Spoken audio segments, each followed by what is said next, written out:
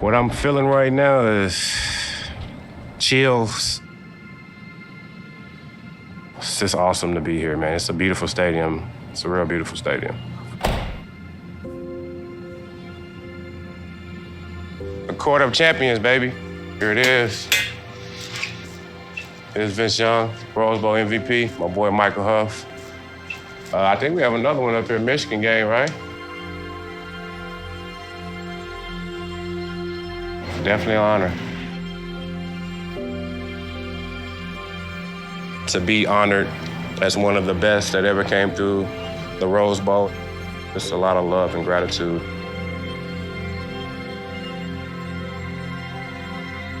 I mean, right now I want to put on the helmet and just run around like a big old kid and reminisce all those different plays.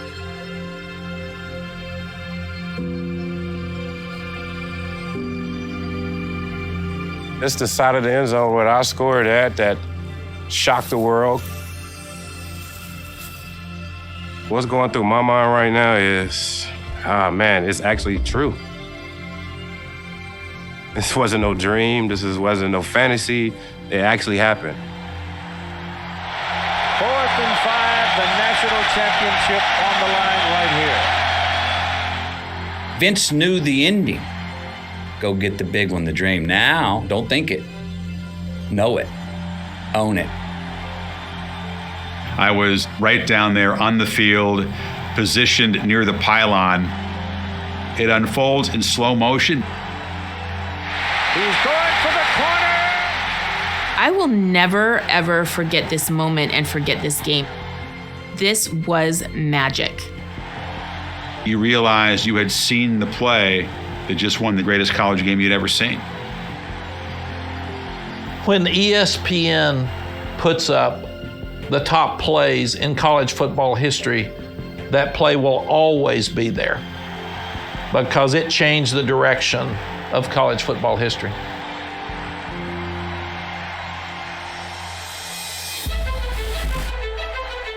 You gotta see it. You gotta envision it. And you gotta play like it. You can't just talk about it. He was Darryl Royal reincarnated. Hungry doesn't begin to describe it. This fan base was starving for another championship. Many call the top prospect in the nation. Vincent Young of Madison is the centerpiece of Mack Brown's Texas class. In the 05, Texas' expectations were national championship or bust. The whole narrative was that USC's the best ever. Nobody was going to beat them anyway, so we're all playing for second. Throws in zone, cut! Touchdown, Texas! This was going to be a different year for Texas. This had been building and we'd been on this collision course for the whole season. To cross that goal line at that moment, the whole entire season just flashed in front of you. The perfect narrative.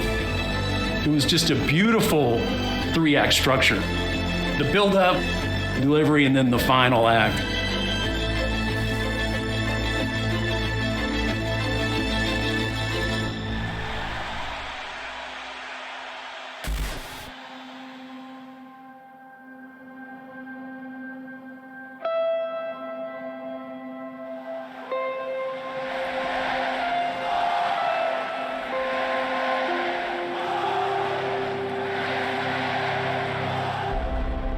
The essence of Texas football.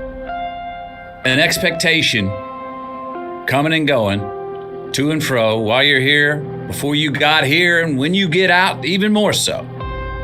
Excellence. Nowhere in the country does the university have higher expectations for when you come to the University of Texas for football. In Texas, this doesn't mean rock and roll. This doesn't mean surfing. This means football. This is not rock and roll. This is not the devil. This is football. This is Longhorns football. It's its own sign. It's its own symbol. Most Longhorn fans would rather eat cyanide than put on an Aggies jersey, and vice versa, and rightfully so, right? In Texas, with football, we demand loyalty. So once you pick a side, the line is drawn in the sand. If you're a Longhorns fan, born, you're a Longhorns fan when you die. Texas was the mothership, it was the biggest program in the state. Longhorn fans are the best and Longhorn fans are the worst. They want to win, and they want it now. The Texas fan base, spoiled, a little arrogant, but it's justified because Texas has achieved a lot. The most prominent school in one of the most prominent football states in America demands excellence. Flip side of that is expectations are very high, perhaps unrealistically high for some people. I remember being a little kid just watching UT games with UT people who would just scream every play, go, go! And if you talked, they'd say, shut up. It was like a religion. It was like they were so focused on the game. It was like this extra level of fanaticism. When I'm taking it back to Washington and put in Texas.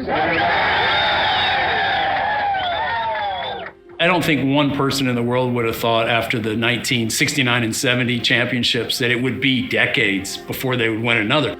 So that was kind of driving everybody crazy.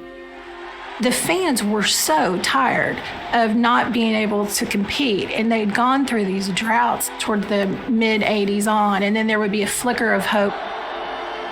On a roll, gonna throw it, got it wide open, baby! Derek Lewis in a foot race! And it's like, oh, we're back. And it's like, oh, no, we're not. In the state of Texas, in their minds, they're always in the national conversation. It was a swagger and an expectation that it's where we're supposed to be. Like it's, of course, we're rolling through the season and playing in the national championship. It's the University of Texas, like, of course. It can be a lot of pressure, extreme amount of pressure, and more pressure than anywhere when you come to play football or coach at the University of Texas. You are getting handed the keys to the proverbial Rolls Royce, but you better come in and still be able to drive hard.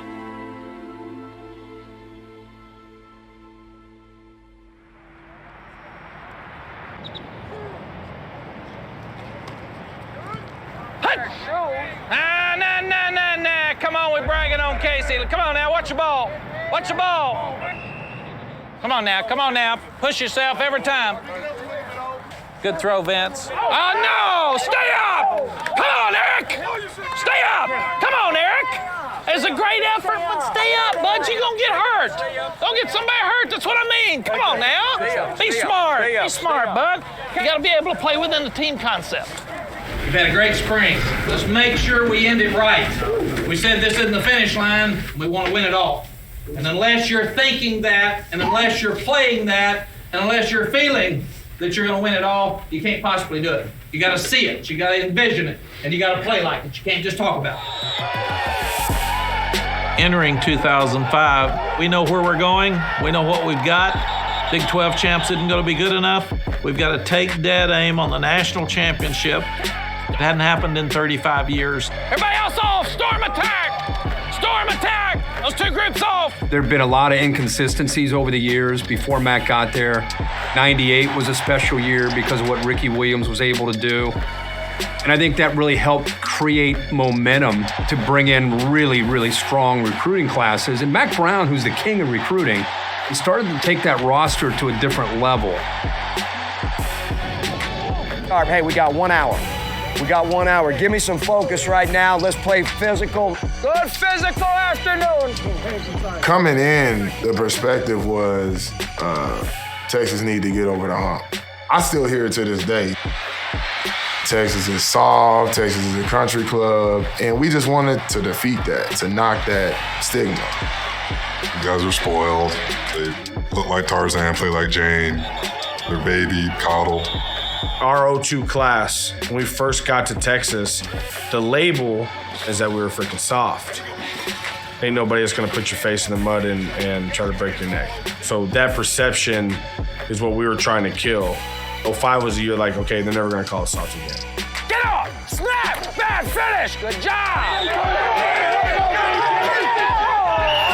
Our 2002 class, we were the #1 class in the country. That was our mindset. We came in #1 and we want to leave #1. The 2002 recruiting class was arguably the best that Texas has produced in the scholarship limits era, which began in the early 1970s. David Thomas. You had Lyle Sunline and Casey Studdard, and Selvin Young was this great running back. That was kind of the talent they assembled. This morning at 11, HISD had a mass signing ceremony with 50 of their athletes, led by the quarterback many call the top prospect in the nation. Vincent Young of Madison is the centerpiece of Mack Brown's Texas class. Again, ranked the consensus top recruiting class in the nation. According to most lists, Texas got 8 of the top 38 players in the country. This year, we got someone at each position that we felt comfortable with. So we feel like this class is highlighted by a lot of great players. It's close to home. That way I get my parents and other friends and family down there to see the game. So I'm looking forward to going down there. I feel real good signing. There were 4 5-star blue chippers in that class. That's just the highest you can get. And you obviously started with Vince Young.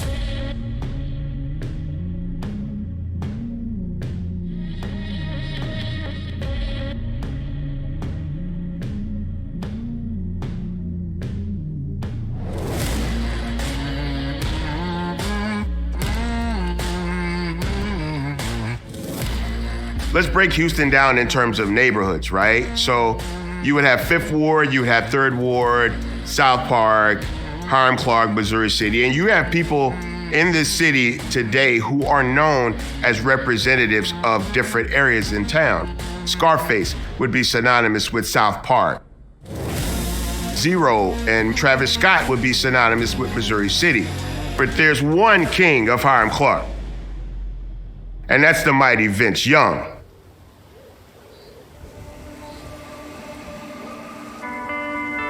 Growing up as a kid in Houston was tough. My mom and grandmother, we lived in the same house. My mom was partying and on drugs and all of the above. When a lot of that stuff was going on in the house, I used to climb through my window and go climb this tree I used to have in front of my house. I used to go up there and just pray and just dream. The pain that I seen my mom and my grandmother go through, what I'm gonna do? How can I help my family do something different? Every year, the rodeo used to come around, and I used to work at the carnival. I had so much time being in the Astrodome area. Because I worked there so much, I knew where to go to sneak in at. When the Oilers was playing, I used to always go and watch the games and sneak in there. To the time it was like I was getting chased by security. So I'd run from this side of the stadium and run to the other side. They couldn't catch me. I'd go duck off and hide in the stands. Back in the day, that was fun, watching the Oilers, man, watching Warren Moon, Lorenzo White, Ernest Givens, Steve McNair. I was already a fan of him when he got drafted to the Oilers. Just to meet him and to be at his football camp and get MVP of the camp. I got a cell no number. I mean, he stayed in contact with me.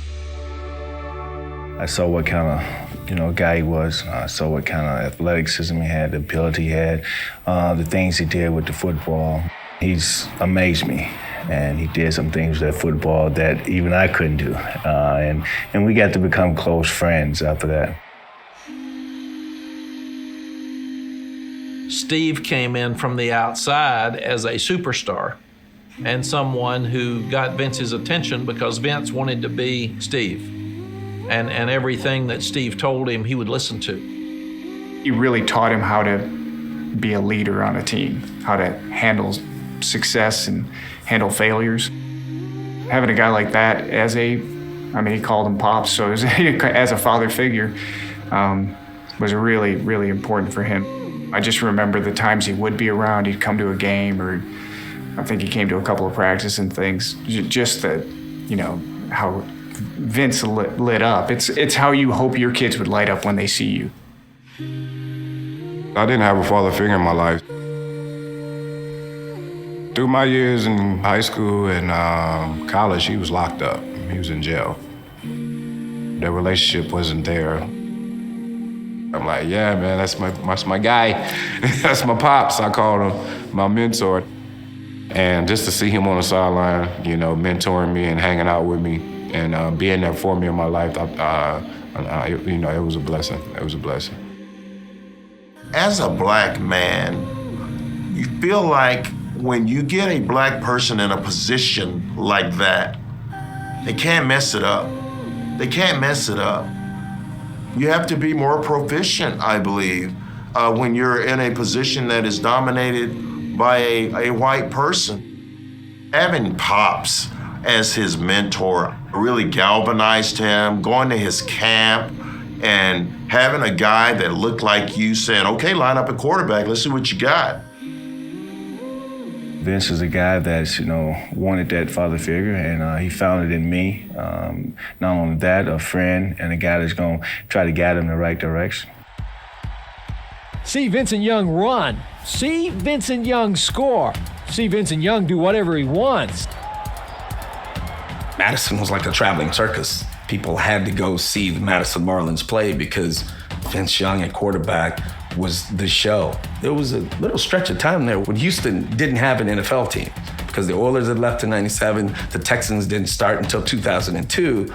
Vince Young was one of the most popular athletes in the city. Today you would call it must-see TV, except it wasn't a TV thing. It was one of those things that you had to go and see in person. As this kid became better and better, as this team became better and better, and it cut like a knife through the city. Some of us from the Houston area already knew who Vince Young was. There was already this kind of lore around him. I would look in the Houston Chronicle and see, Young, 300 yards, 4 touchdowns, and I'm like, yeah, then he's like 2 or 3 passing touchdowns. I'm like, no, that's not me. I didn't have no passing touchdowns, And then I would read more, and it was Vince Young. In terms of running ability, was that a long strider like Vince was is a lot of times not very good in small spaces. And yet, he had ballerina feet in small spaces. He could make you miss in a phone booth. On top of that, he had a really strong arm, a little unconventional release, but a very strong arm and a very accurate arm. So, he checked all the things that, when you're evaluating a quarterback that you're looking for. He was, one of the best players in the country and turned out to be the #1 prospect in the whole country. At this point in time, Vince Young is like the second coming in the city of Houston. It's a big deal. He's a once-in-a-generation type of talent. So it was amazing to watch him at that time and curious as to where he would end up. Nick Saban, when I was at his football camps at LSU, Coach wanted me to come to LSU to play receiver. I was like, I don't want to play receiver. I want to play quarterback. I really wanted to go to Florida State because I was a big fan of Charlie Ward, Ward Dunn, Deion. Huge fan of Coach Bobby Bott. But my first letter, they wanted me to play wide receiver. I was like, well, we ain't going to Florida State. It didn't start really happening to my senior year that Texas really started to really focus on me. A lot of people thought Vince would have to be a wide receiver or a safety. They didn't think he would be a quarterback. We were 100% sure that he'd be a quarterback. So when you go in the home, Mom and Grandma are grilling you now. Texas has had very few black quarterbacks in our history. So one of the main questions was, are you going to let him play quarterback? And I said, yes, ma'am, I want to win. Everybody playing high school football knew of Vince Young, and they knew that Vince going to Texas gave them a better chance to win. The prognosis for the Texas program, the idea that him arriving there, along with those other talented recruits, the championships were coming.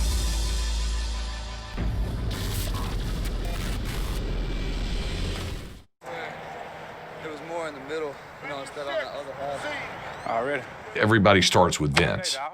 Is he the transcendent type of athlete that's going to get this program to the promised land? You knew the future was Vince Young, but everybody wanted the future to arrive quickly, and it was just going to take time. It was just going to have to be a process. He wasn't the most confident guy as a freshman because it was all new for him. We actually redshirted him the first year because we were in great shape at quarterback, and then the second year, he and Chance Mock were competing.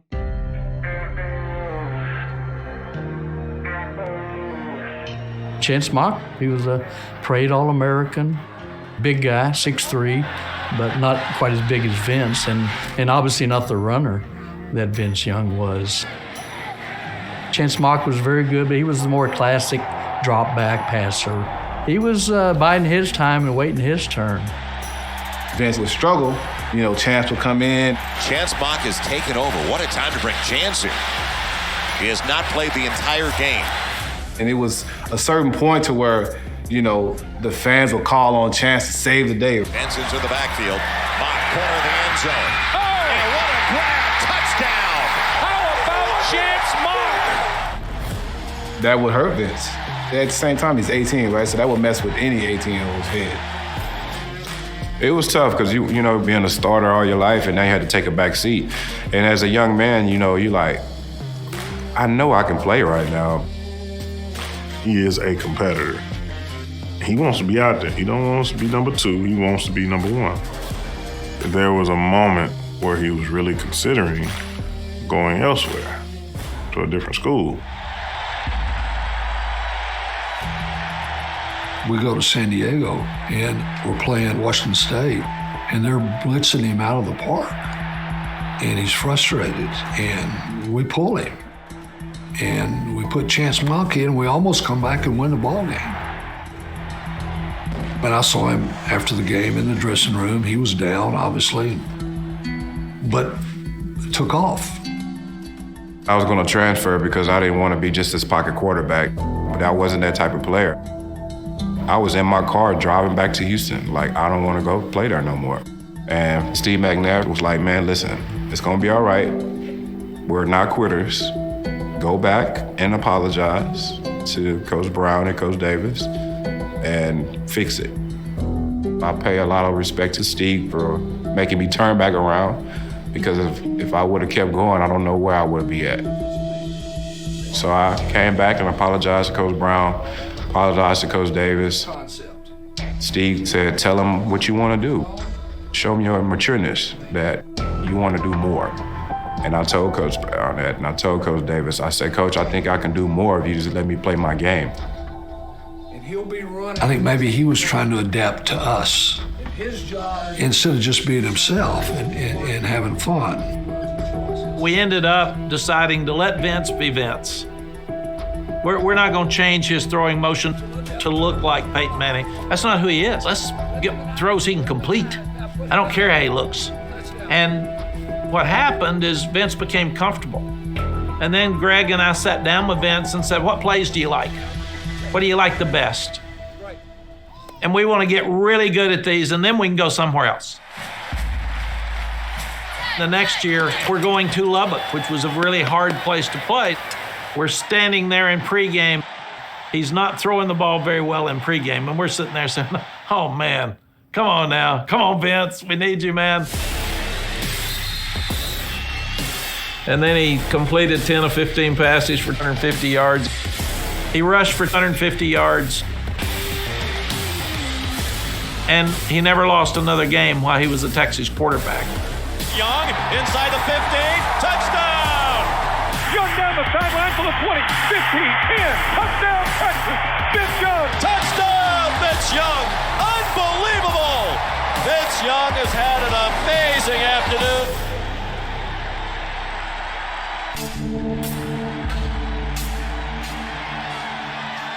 Fourth down and 18.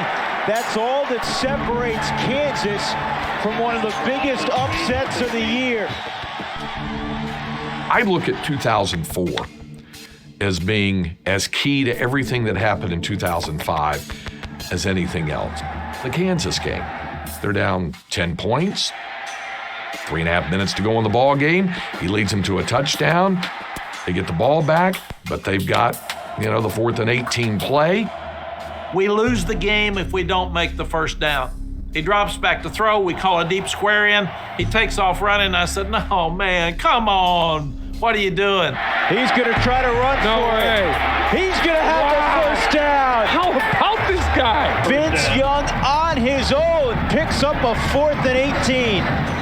He comes over to me and he said, hey, Pops, you want to go ahead and win it now or you want to go to overtime? I said, come on, smart Alex.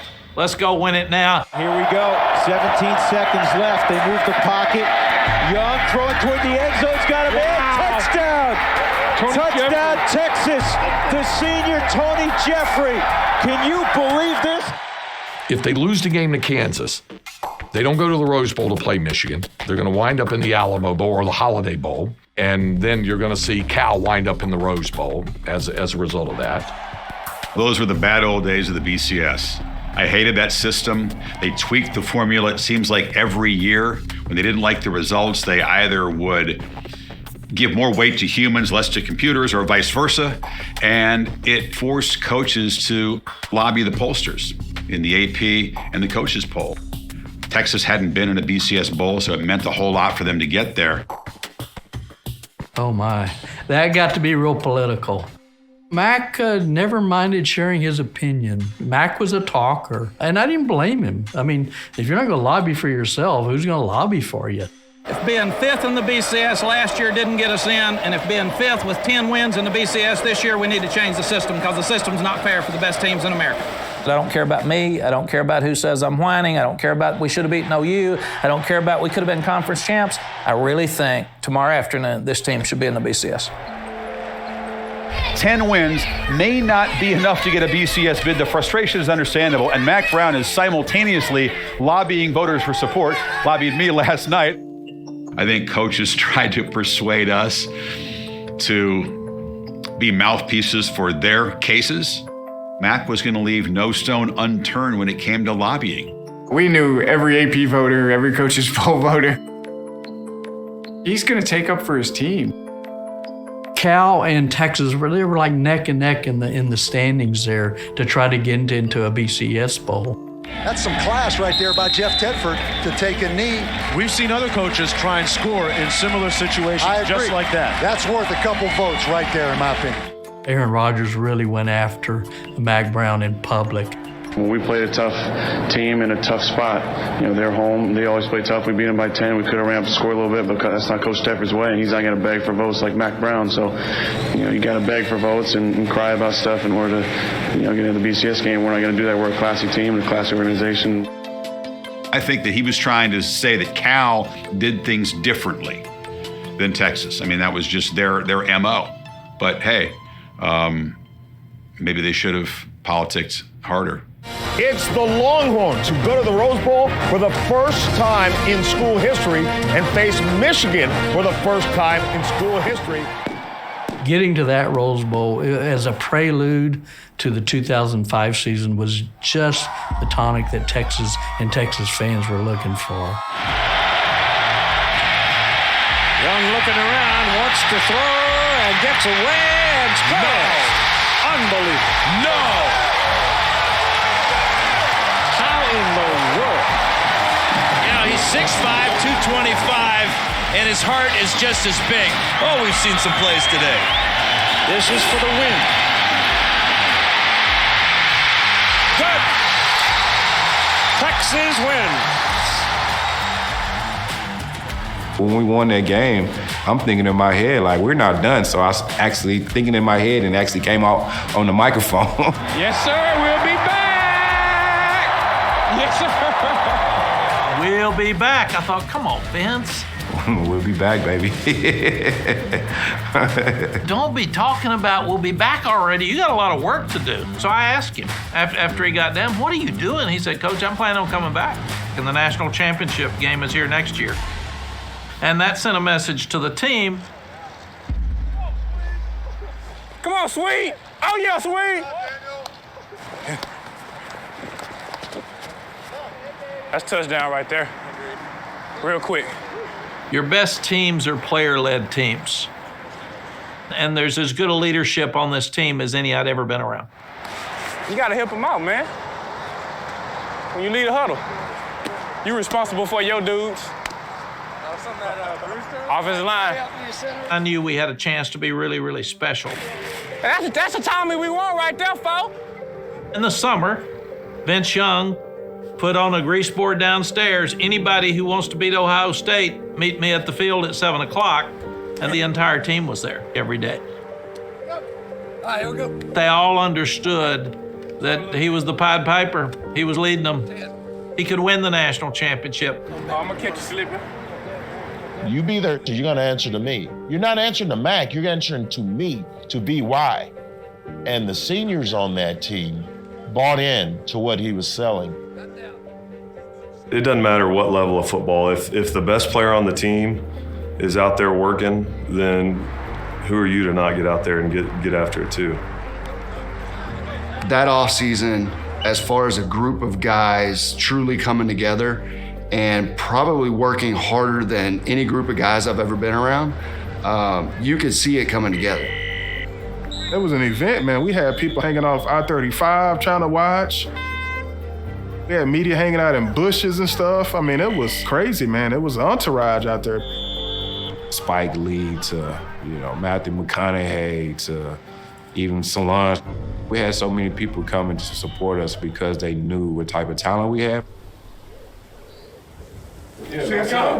What's happening, B? I'm late. Hope I ain't late. No, you're all right. It's okay. How's your day? Good. Good. Well, I thought what we'd do, we've got to move the ball from yesterday. Right. And we'll just run through. There was some really, really good things. Right here, we're in Do Something Strong. You got 65 zone read. Good decision there on the defensive end. Nice ride. Want me to go and chip that? Yeah, go ahead and chip it if you can get there. All right. I was up at 7 in the morning, going over the playbook, learning how to really read defenses. What does Coach Davis want us to do with our eyes on certain plays he called? So it took a lot of dedication behind the scenes, getting to the point that we communicated so we can be the best that I can be for them, as well as they can be the best for me as well. VY, man, he's just a natural born leader.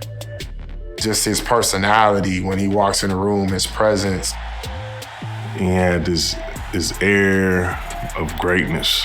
He walk in the room, he knows he's not gonna suck you dry of his arrogance. What he's gonna do is fill you up with just abundance of just his greatness.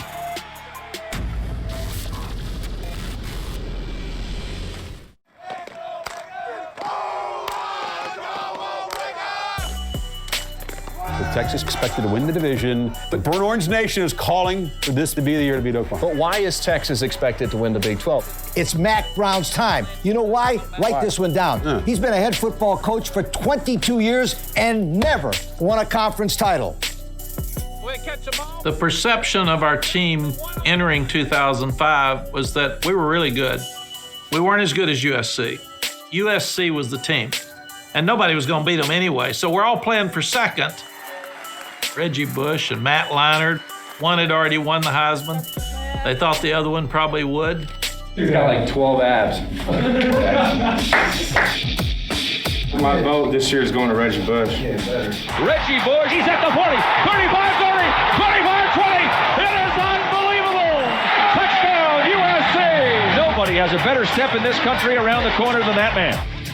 Reggie Bush was in a category unto himself. Not only was he one of the best running backs in the country, but he was really one of the best pass-catching running backs in a time where guys were not dual threats like that.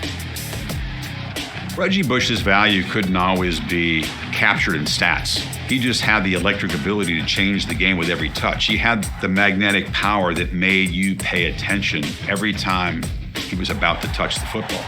There are generations of college players who were young guys at the time who watched Reggie Bush at USC and thought, this is the greatest player I've seen in my lifetime. Been doing this 25 years. Reggie Bush and Michael Vick would probably be the two guys that every time they had that ball in their hands, you couldn't wait to see what was going to happen.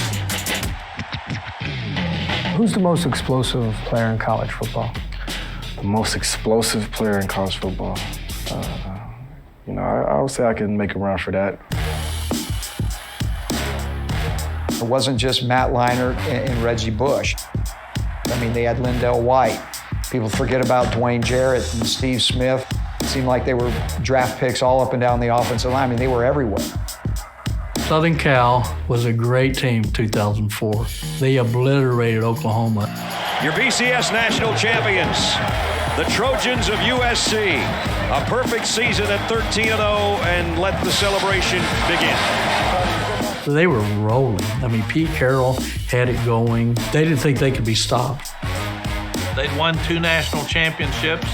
They'd won 20-something in a row, headed toward 30-something in a row, and that people said it's the best team ever. They kind of set the bar for the sport in that era.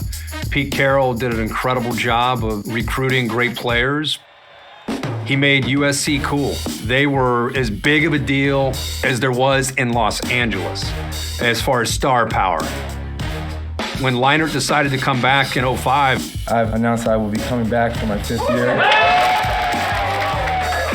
it was USC and it was everybody else. This is normal for us to be where we are. That's where we've come to, and we expect to be in this kind of a setting. And when you're there, the ups and the downs of it don't affect you so much because you're comfortable with it. We're kind of the team on the top right now in Los Angeles, so everybody wants to come see us play, and we're really on the top of the food chain right now.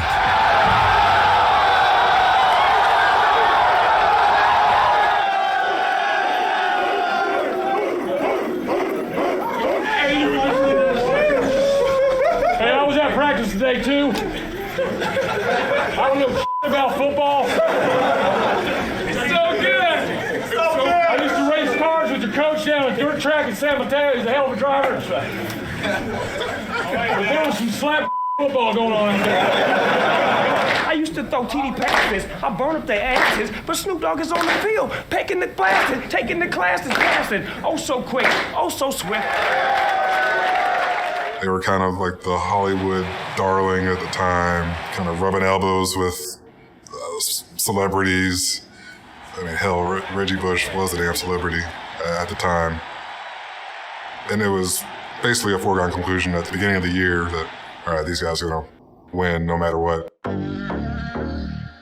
Everybody was comparing USC to the greatest team ever. I think for us, we just use that as motivation. They were the clear number one. And Texas was number 2 in the preseason polls.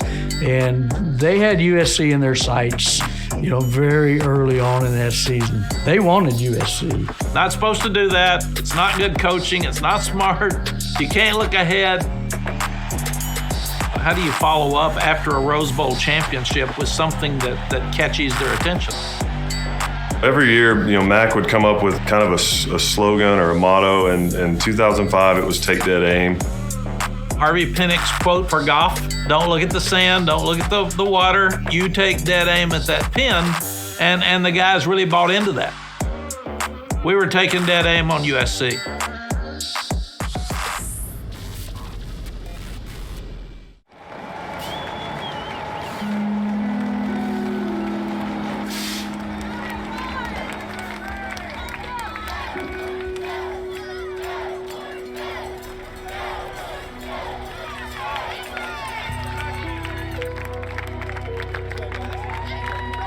Throwback day, baby. You know what I'm saying? Tradition for you, baby.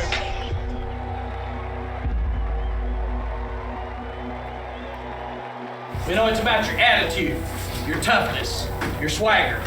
We've worked 352 days to get down to minutes. Let's go take that aim. Let's go! Hey, this is the way we bow. It didn't matter if we played Louisiana Lafayette, if we played at Ohio State, if we played USC. Our goal was to beat everybody by 40 and impose our will. Selvin Young down to the 10, the 5, goal line, touchdown Texas. Line for the blocker in front of the 20. Touchdown Texas, over the middle, ballpark, touchdown Texas, Nate Jones. We had a guy by the name of Jamal Charles. Here goes the freshman, Jamal Charles, touchdown Texas. Every time we handed the ball to Jamal Charles, he was so fast. And he was a track star that we thought, ooh, this guy can score every time he touches the ball. And then in the Louisiana Lafayette game, we saw that. He made everybody look slow. For a true freshman, he came in and, he just made play after play in the running game. You give Jamal just a little seam and he was gone. And I remember sitting there like, God, he's fast. Coming to the University of Texas, I wanted to play as a freshman. B-Walk was like, we might have something in this guy here. Every time we had talk, he just said, Jamal, just run fast. We will have our practice on Ohio State Monday, and enjoy yourself. Enjoy wins. You don't have to talk about next week today. Enjoy this one. It's a win. If we had lost it, it would have been huge. So it needs to be huge to us because we won it. No one should walk out of here with their head down tonight because the objective was for the team to win, and the team won. When we started the season, we looked at the schedule. We knew we were really good. We were going to win the opener, and it was going to be like a scrimmage. But we knew going to Columbus, Ohio was going to be tough. Jim Tressel's a great coach. They had a tremendous football team. We knew we had to be ready. Our national championship hopes can be dead game 2. If we lose this ball game, nobody's going to take us seriously as a national contender. Jim Tressel was right in the middle of just having outstanding teams. You know, they won the national championship in 2002 and kind of rebuilding in 2004, but they had almost everything back in 2005, and so there was excitement. People thought that there was a chance for them to shoot for a national championship. What better way to find out how good you are than to play Texas? Ohio State and Texas, you know, two great schools that, you know, if you had to pick two that you'd want to see play, if it was the last game you ever got to see in your life, it might be these two. The Horseshoe, the banks of the Olentangy, is one of the great venues in college football. It's a place that's built for big games. Expectations going in were through the roof. You just showed up that day. You could feel the energy around the set on game day. The road to Pasadena passes right through the Horseshoe tonight. Which team will kind of join USC as maybe the top challenger for the national championship? Can Texas continue the dominance on the road? Will Ohio State's perfect record at night home games continue? And yes, we salute both schools for having the courage and the guts to make this match. Amen. It's a rarity these days. I think this was maybe one of the biggest hyped games we've ever seen in college football up to that point in the regular season, because it was a monster matchup given where the two teams were. And you never see Texas, Ohio State playing in the regular season. Those are bowl games. Those are national championship games. It was such a classic matchup. First time Texas had played Ohio State. It was everything you'd want, you know, in an early non-conference showdown. A lot of times back then they didn't have the huge high-profile non-conference games because you didn't want to risk it. In the BCS, you had two teams. The top two teams go. So you lose a game, you might be history. Going into the game, I think everybody kind of knew USC is likely to go undefeated. So whoever wins this game, they've got the inside track. I think everything is on the line. We came out here to be national champions. We can't be national champions while being Texas. You come to Ohio State to play in big games, and this is obviously going to be a huge game for us and them. So if you want to be the best, you got to beat the best. I honestly think the difference in this game is going to be the Ohio State defensive speed. Playing at home in this crowd, everything that they have, the Buckeyes defense will get it done, and Troy Smith will come into the second half and be a hero for the Buckeyes.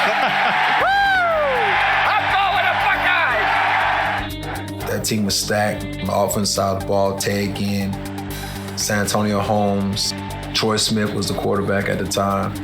On the defense side of the ball, A.J. Hawk, Dante Whitner, Bobby Carpenter. Speedy Ohio State defense has a simple goal, according to Bobby Carpenter. He says that our goal, quote, is when Vince Young leaves Columbus, he won't be a Heisman candidate anymore. You can't hold me responsible for what Bobby Carpenter says. What's your general reaction to statements like that, Gaten? Well, you know, that wouldn't have been my first choice of statements, but I actually was glad that Carpenter said it, and I used it a lot, man. I kept it around Vince all week. I don't know that there's anybody who liked bulletin board material more than Mac.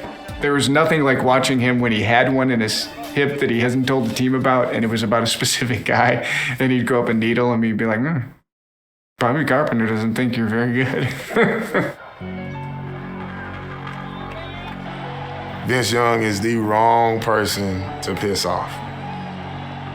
That's one of the most competitive guys.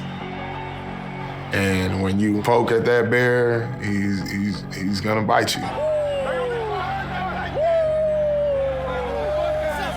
I would go out early and just catch a few balls, and usually the crowd starts kind of filtering in by that point, but it seemed like when we came in as a team, that place was already full.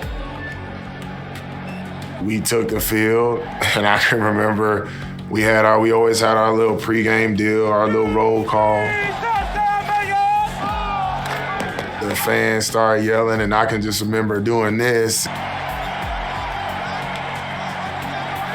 We was just being like, yeah, like, let's go. Like, we here too.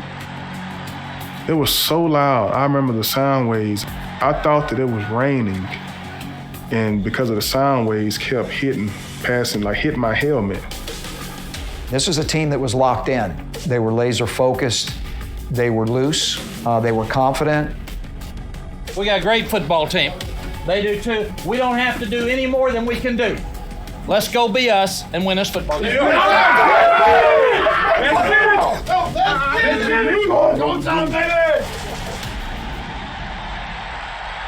I've never seen anything quite like this in September.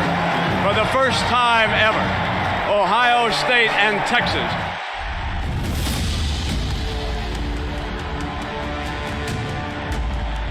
Man, I remember a dogfight. I remember us going out there, honestly, and having that attitude that we expect to win. And then immediately it was like, okay, these guys are pretty good. Like, we better step it up a little bit. Takes the handoff, throws for a touchdown, Billy Pittman. I remember how tight it was early. Here's Troy, goes deep, Santonio, touchdown, Santonio Holmes. It was a great game, man. A lot of back and forth. To this day, one of the toughest games I ever played in college was against Ohio State. They've got Young contained, and they've got him intercepted. And A.J. Hawk has got it, and he's rumbling. A.J. Hawk was one of the best defensive guys I ever played up against. And I even told my offensive line, like, can we block this guy, please? Because he was on my butt the whole game.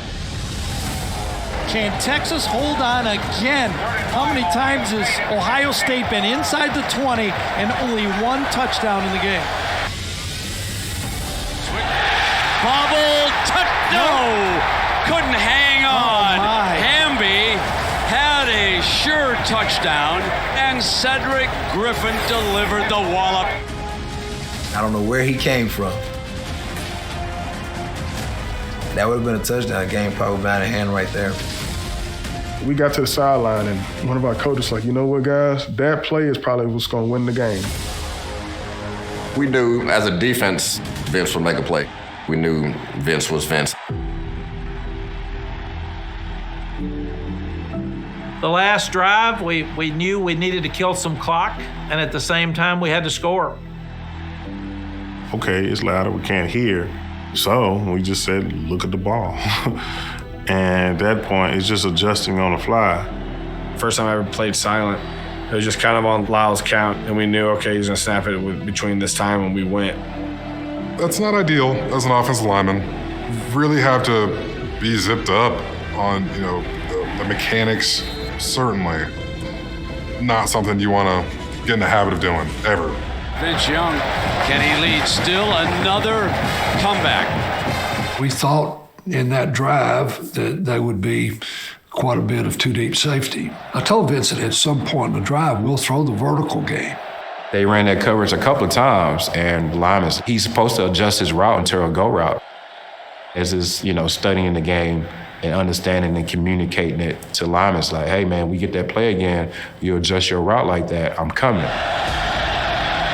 a lot of time, throws end zone. Cut!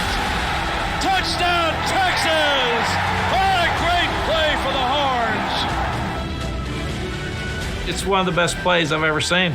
I mean, every time I see that play replayed, anybody who would question Vince Young's passing ability did not see that pass. And Limas makes the outstanding catch with his feet in bounds. We all owe Lima Swede to this day.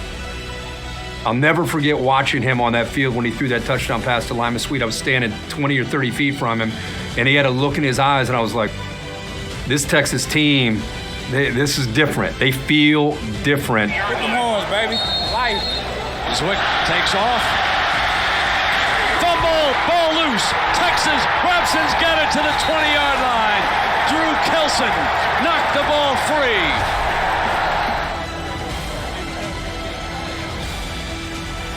It's the best feeling you can get, is going into someone else's house and get a victory on a national level.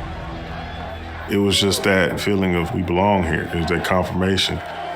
Make no mistake, when Vince said last year we'll be back, this is that first step.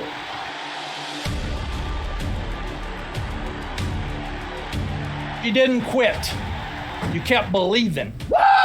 And you kept fighting. And I'm gonna tell you now, that's what life's about. That's what it's about. It's not about the score of the game. It's that when things look bad, you didn't duck. But we didn't even play the best game we can play. But what we did, we played hard. We played hard. We played Texas tough. And that's what we wanted to do when we came here. And the other thing we did is we stuck together. We stuck together and we believed.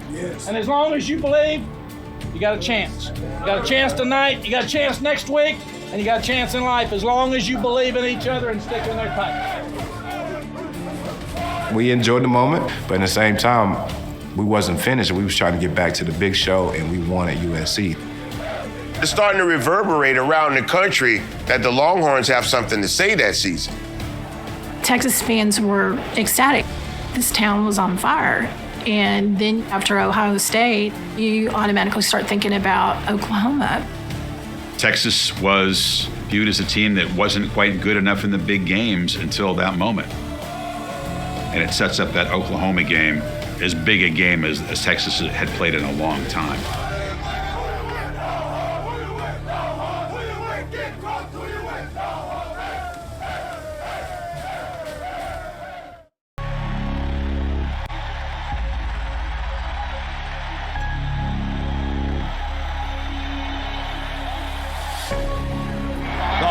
Are soaring. And the big question now remains, can they get past Oklahoma and run the table this year and go back to the Rose Bowl? The mental state of this team in the locker room after the Ohio State game, they were euphoric. They were having so much fun, and it was my job to settle them back down and say, okay, this is a step, this isn't it, and this is a huge step. And one that we needed to take care of, but we've got a couple of more games before we go to the Oklahoma game. But guys, we gotta get better. We knew we were good. I mean, we knew we were really good. Now we go to Columbus and beat Ohio State in an out-of-conference heavyweight game. That sort of solidified who we thought we were. You gotta see it. You gotta envision it. And you gotta play like it. You can't just talk about it. He was Darryl Royal reincarnated. Hungry doesn't begin to describe it. This fan base was starving for another championship. Many call the top prospect in the nation. Vincent Young of Madison is the centerpiece of Mack Brown's Texas class. In 2005, Texas' expectations were national championship or bust. The whole narrative was that USC is the best ever. Nobody was going to beat them anyway, so we're all playing for second. Throws in zone, cut! Touchdown, Texas! This was going to be a different year for Texas. This had been building, and we'd been on this collision course for the whole season. To cross that goal line at that moment, the whole entire season just flashed in front of you. The perfect narrative. It was just a beautiful 3-act structure. The build-up, delivery, and then the final act.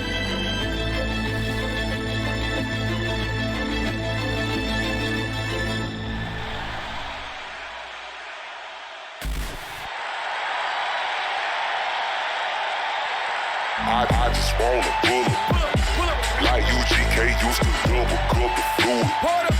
DJ Screw Chop Suey. Learn it from Texas. Swinging that blue like Lex. Neon Aries. Having that torso ring. Stick fumble the ball. Michael Huff's got it. Michael Huff. Touchdown, Texas. Lost in the end zone. A scramble for it. Longhorns have it. Touchdown, Texas. It's hard to spend the emotion that you did last week and prepare with all of the talk about last week's game for the next one. I have great respect for all of you, coaches, staff. I have great respect for you players.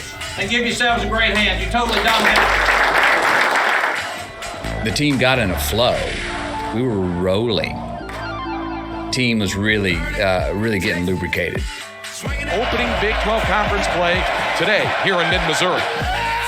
Blitz coming for Texas. They got Smith. Grabbing it up. Ball loose on the turf. Longhorns come up with it. Up the middle. Vince Young running to the 20. Vince to the 10. 5. Touchdown, Texas. VY takes it straight up the middle. Taylor made a catch. Ramont's to the 15. 10. 5. Leaks to the end zone. Touchdown, Texas. James Brew on a tape till it pop. Texas gave me a lot. Feel like it's home. From MIA cooking with love. Forever is diamonds and wood in the chrome. Man. I just wanna pull it. Now you can finally look ahead to the Red River Shootout in Oklahoma. What are your early thoughts on that and what that means to your program and to college football and to Oklahoma as well? Well, it's one of the best games in college football, and we haven't held up our side of that the last few years. We needed to beat Oklahoma because that's a very emotional rival for Texas. We had a couple of close games and we had a couple of blowouts. So we knew we had to get that fixed. If we want to go to the big show, the championship, we got to beat OU.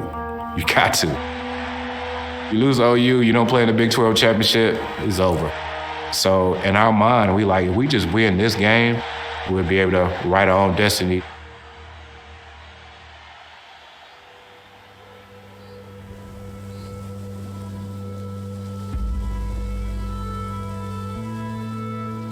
By the time 2005 had arrived, Longhorn fans were wondering if they could get over the big red hump, so to speak, north of the Red River. Could they get past Oklahoma? Even though the Sooners had only won the one national title, they'd have made national championship game appearances. I can remember vividly in 2003, after the 65-13 loss.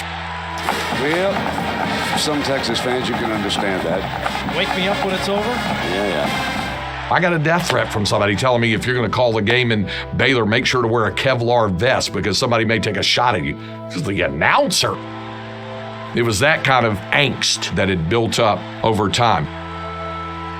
The 5 straight losses to OU, especially the way some of them went down. I mean, twice giving up the most points Texas had ever given up. Just unheard of.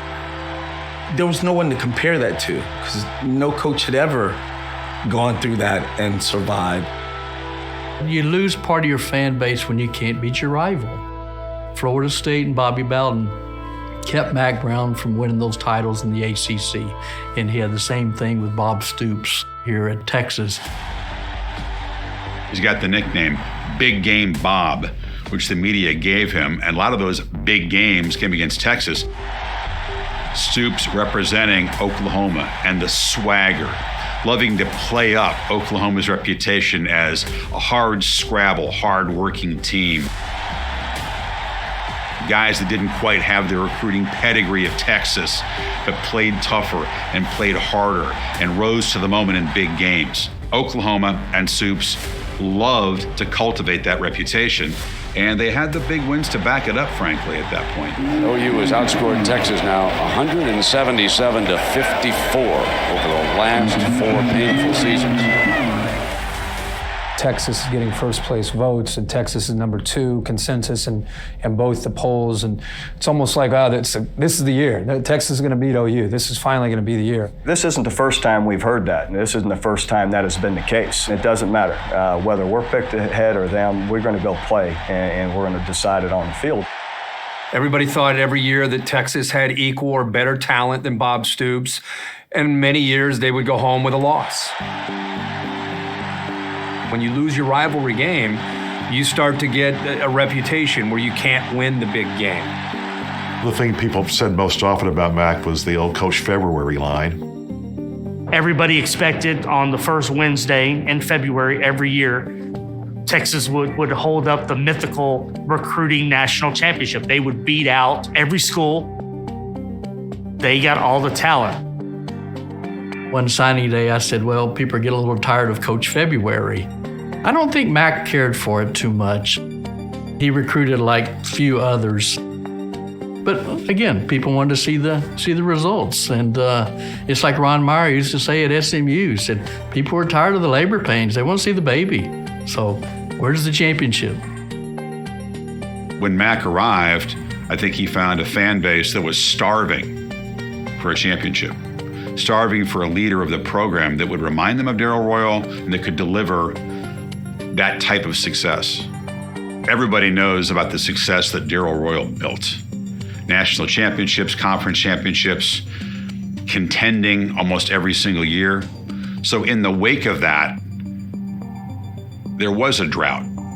Expectations were not met. Their new coaching staff, headed by a dynamic young man named Fred Akers, brought with them a new attitude. Akers and his men told the Texas players that the downhill slide for Texas football was over. Fred Akers in the first year had him to within one win of a national title. Didn't happen then.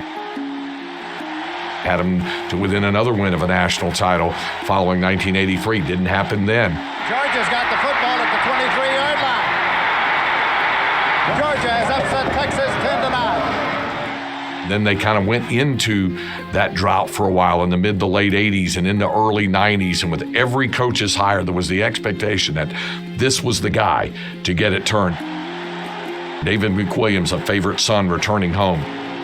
John Makovic, somebody coming from the outside as a proven winner. And it hadn't worked. John Makovic. He did some good things while he was here. He won the first Big 12 championship when they upset Nebraska. What a call by Makovic! But people didn't relate to him. They like to relate to their head coach. They want to love their head coach. Mack Brown was another hot, rising coach in North Carolina. And in a lot of ways, he was Darrell Royal reincarnate. He was a humble guy, a grounded guy, a people guy. Just the opposite of John Makovic.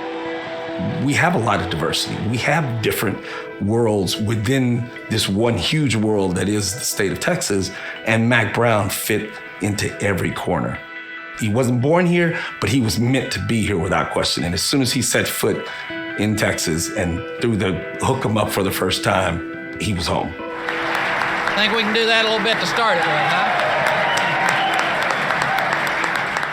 When I met and talked to Mac, that was the end of it for me. He was absolutely everything we wanted. Darrell was on the committee, and Darrell was interested in Mac, and I think Darrell was very instrumental in it. After we had the committee meeting, he said, this guy's got all the tools that we need to get the job done. Darrell saw in Mac himself, and I remember Mac's first press conference. Mac was like an evangelist. They were like, we're going to walk the aisle and rededicate ourselves to the Church of Texas Longhorn football, and Mack Brown is the preacher. As you go through your progressions in life is to be at a place where there's a passion for football. Football's a hard game. It's a tough game. It's a physical game. And you can't play it unless you put everything you've got into it every day. The first couple years for Texas under Mack Brown was, I guess it might be like if you married the perfect woman or the perfect man. And the wedding was awesome. You went on a honeymoon, and that was great. You won the Heisman, with Ricky Williams in the first year, and they threw a parade because you won 9 games. Hello, record book. Ricky Williams runs to the Hall of Fame. Mack Brown turns the fortunes of the Horns around in his first year. And then the next year, you won 9 again. and then 9 again. It's like, wait a minute, we're supposed to grow together in this relationship. We're supposed to do better than we did from the beginning. This is the start of what should be a wonderful world for us. And those first few years, you started getting the sense that, oh, well, maybe Mac isn't all that the Texas fans thought he would be.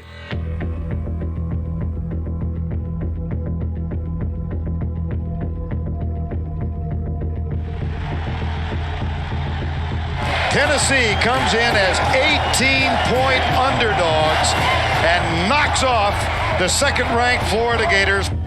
All of a sudden, we're sitting there going, oh my God, if Texas beats Colorado, which they'd already beaten them, you're going to play for the national championship. We played Colorado in the 2001 championship game.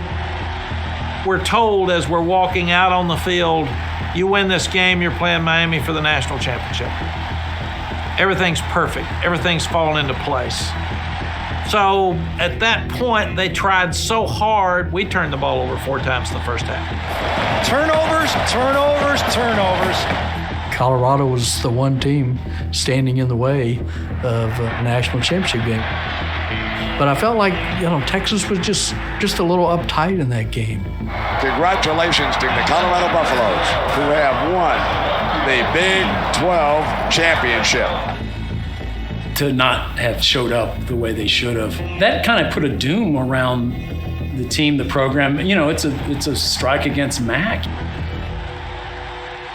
Mac and I were brought up in a time where if you were playing on Saturday, from the end of practice on Thursday until Saturday night after the game, you didn't smile. For lack of a better phrase, it was game face on.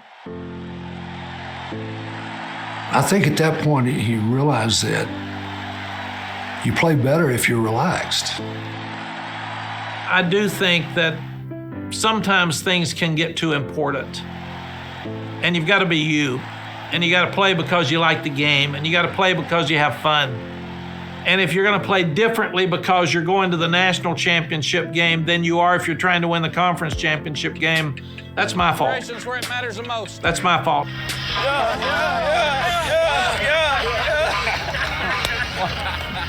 I'm not as quick as you are, but what do you think, Tully? Bad knees and all. Mac Brown changed. Was the paint line too thick? Are you chilling? He didn't change his players. He allowed them to grow with him in a certain sense, and that was a difference maker.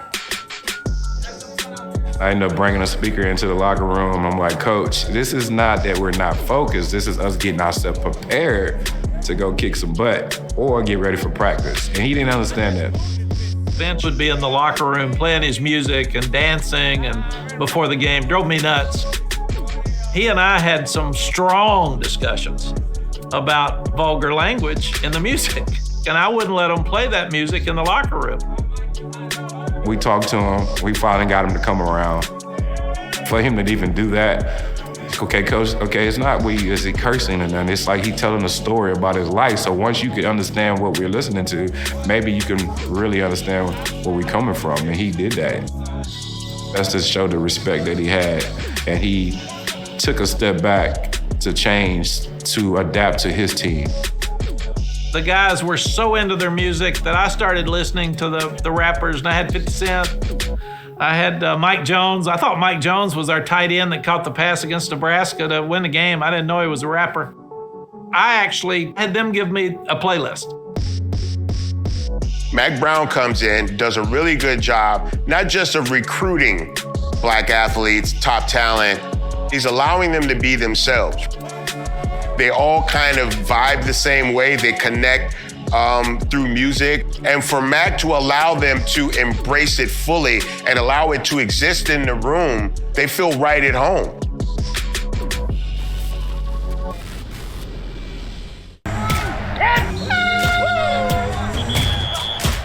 When I think of being a Texas Longhorn, the first thing that comes to mind is pride. The tradition here, it's very special to me. The eyes of Texas are now upon the Longhorn Network.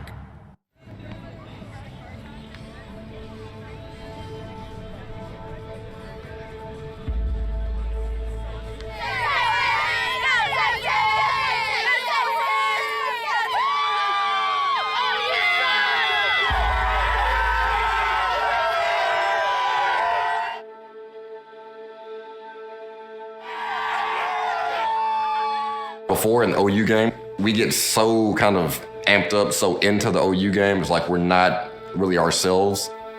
We're, kind of sitting in the locker room by ourselves, just kind of on edge. Nobody was saying anything. We were so serious. It was like it was a funeral. We getting ready to get slaughtered. We're gonna beat them because they've been beating on us and we've been bullied by them. And then we pooped the bed, So Vince was like, come on, man. Like, just relax. Like, we good. He did not want no uptight person around him because uptight makes you nervous. And that's not what you do when you're in a battle. You kick somebody's butt with a smile is his motto. Your eyes can glance around the locker room. You can see guys that's nervous. You can see guys that's probably a little itchy, So in my mind, I'm like, okay, what can I do to get my guys relaxed? Hey, man, get y'all ass up right now. Yeah, let's go, boy. Get y'all ass up right now. Put y'all sitting down, boy. Let's go. Instead of being shrinking back into that old self, we were ready to go to work. And so that it was almost like the party before the party. Guys, you look really quick and fresh in pregame. You look focused. We've been consistently good for a long time. Let's go be the best. Let's go, baby! We knew this was just a mountain that we just need to go climb and go win. The Longhorns are coming. 10 times the winner of a national championship has come out of this ball game. Is Texas going to be another one? I'm happy I lived long enough to come back for one more of these. Beaumont's going to tuck it in and run, and Robert Killebrew buried it. Blitz coming, he's hit hard. Down he goes. I remember that defensively I loved our plan. I had saved some things that I didn't show games 1 through 4. There was some coverages and blitz concepts that we didn't show, and they just literally didn't know how to handle it. Charles gets the ball, cuts back into the middle, and finds some daylight. I was just in sync, man. I just wanted to make a play. When I saw nothing was in front of me, I tried to run home. He is a speedster, and he is gone.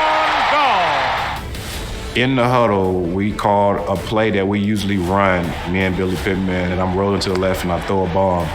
This is what we're gonna do. We're gonna score a touchdown, then we're gonna all run down to the end zone and pile up. Deep route downfield, he's got a man wide open. He's got the ball. Billy Pittman, touchdown. That play had kind of taken the top off, and at that point it was over. We knew we finally got past this hurdle and we could start kind of letting loose a little bit.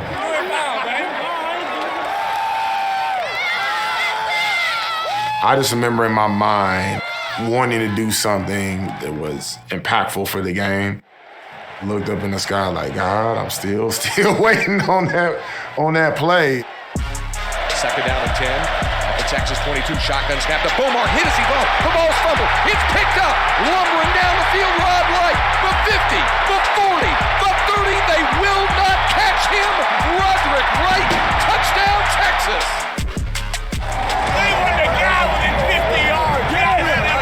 It was one of those decleaters where, the first thing that hit was the back of his shoulders, and the ball comes out. There was actually a noun named after that, being Bomard. Yeah, he got the fat man score. That was the slowest touchdown I've ever seen in my life. Slow motion. Rod Wright, God, he has so much torso and such little legs.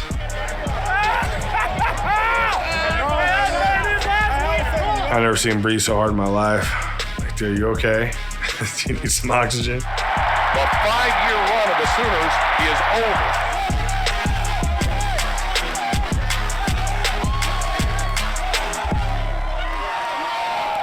This is a different year. This Texas team has what it takes mentally to play in these kind of games, and they showed America this team's on a mission.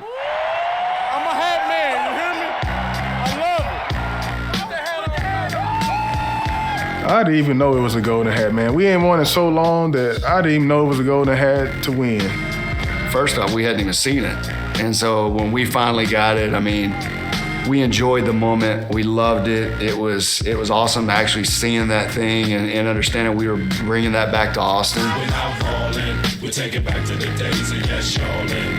We're holding on to what's golden. On the stage, I rage and I'm rolling. Congratulations. Anytime something takes a while to get done, it's harder than you ever think to get it done. Because they started coming back there in the fourth quarter and you guys kept fighting and did a great job. You also understand we got to finish. Got to finish every week because beating OU is not the only thing this team's got ahead of them.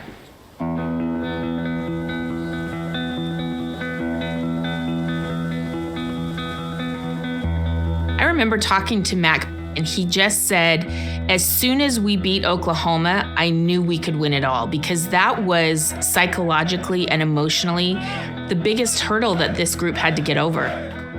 It was like, buckle up, we're just waiting for USC Texas. I really believe everybody knew it was on.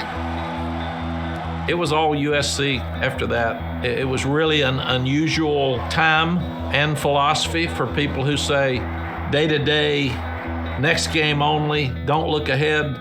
We were absolutely looking ahead and preparing for ahead. And it's a little crazy, but it's facts.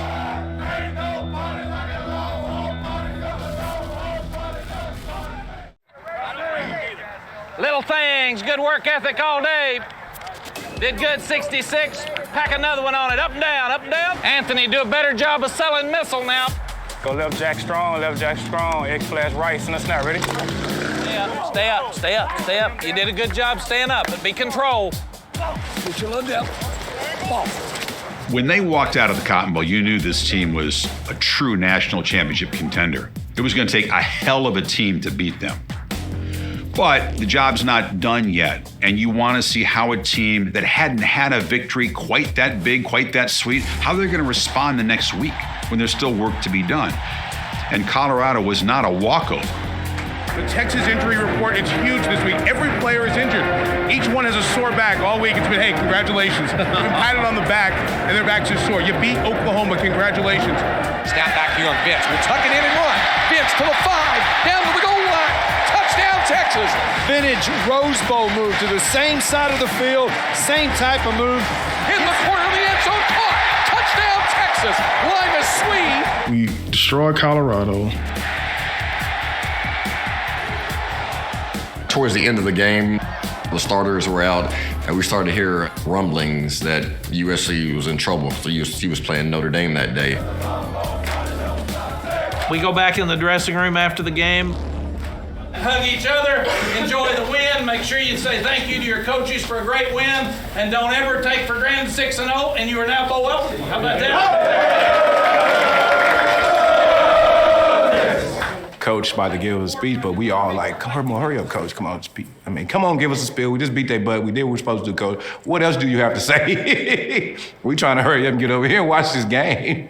And they playing against Notre Dame. SC just went ahead of Notre Dame, I think 28-24 with 5 minutes left to go in the game. So Notre Dame's getting after their tail. So understand now, anything can happen in college football, so don't you ever take anything for granted. When you win a game and you're supposed to be celebrating, cheering, like I said, we're all huddled around sitting watching the USC game. It was a watch party is what it was.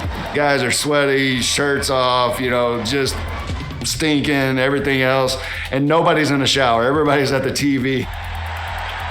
Our whole demeanor changed because we thought that they was going to lose. And we was cheering for SC to win because we wanted to play them that bad. This really shows who we were as a team because we didn't want any excuses. We wanted the two best teams to be matched up at the end of the year. Quinn looks, gonna run it himself, down to the 5, end zone, touchdown! Notre Dame out in front by 2. We were all nervous. Reinhardt on 4th down, in the pocket, goes down the sideline. It's caught! And that line to take them down for a game-winning drive. Jarrett just stopped short of the 10-yard line. They go quarterback sneak. And we he got stopped. Did he make it? Yes, touchdown! Reggie Bush comes in and pushes him in. Leiter scores, the second effort. And Southern California is going to win this game. Everybody's jumping and running up and screaming and hollering because everything's still on. We one step closer to getting our wish. It wasn't even about the game, our game. It was about that game. So I asked, what's the deal, man? That's when I knew the guys were focused. They were in the right place. So what we started doing every Sunday, regardless of who we played, we would look at our stats in our game compared to the USC stats in their game. That was our best chance to keep going because we weren't competing with who we were playing. We were taking dead aim on USC. So for the last part of the season, every game was to be better than USC.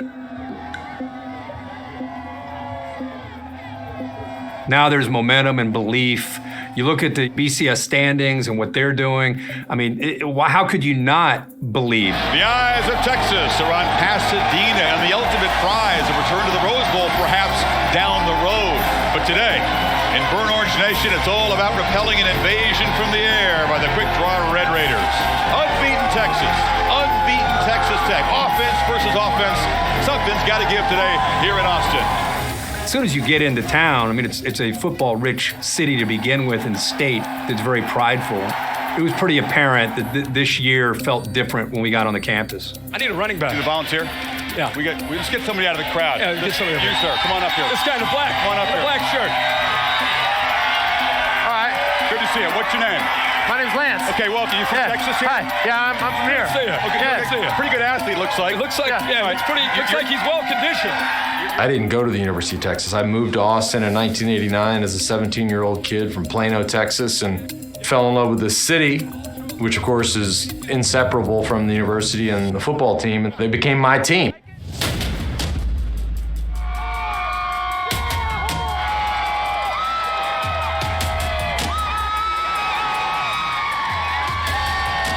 Young zone read, handoff, Selvin Young to the 5, touchdown Texas. Vince Young out of the shotgun, Vince with it, back to pass, looks to the left, now he's gonna tuck it and run. Here goes Vince, to the 5, to the goal line, touchdown Texas. We killed him that day. I mean, we blew him out. Selvin Young up the middle, breaks a tackle. We ran the ball well. Touchdown Texas. Texas We threw the ball well. Rolls left, throws for the end zone, caught, touchdown Texas, Billy Pittman. It was another game where we had the better team, and we did exactly what we should do, which is just beat the brakes off of them. Shotgun snap back to Young Vince. Lobbing it deep over the middle for Pittman. He made the catch at the 40, the 30. Billy Pittman's going to take it in. Be live, man. Be live. Be live. And the nation's second-ranked team looks every bit the part, if not even better than that.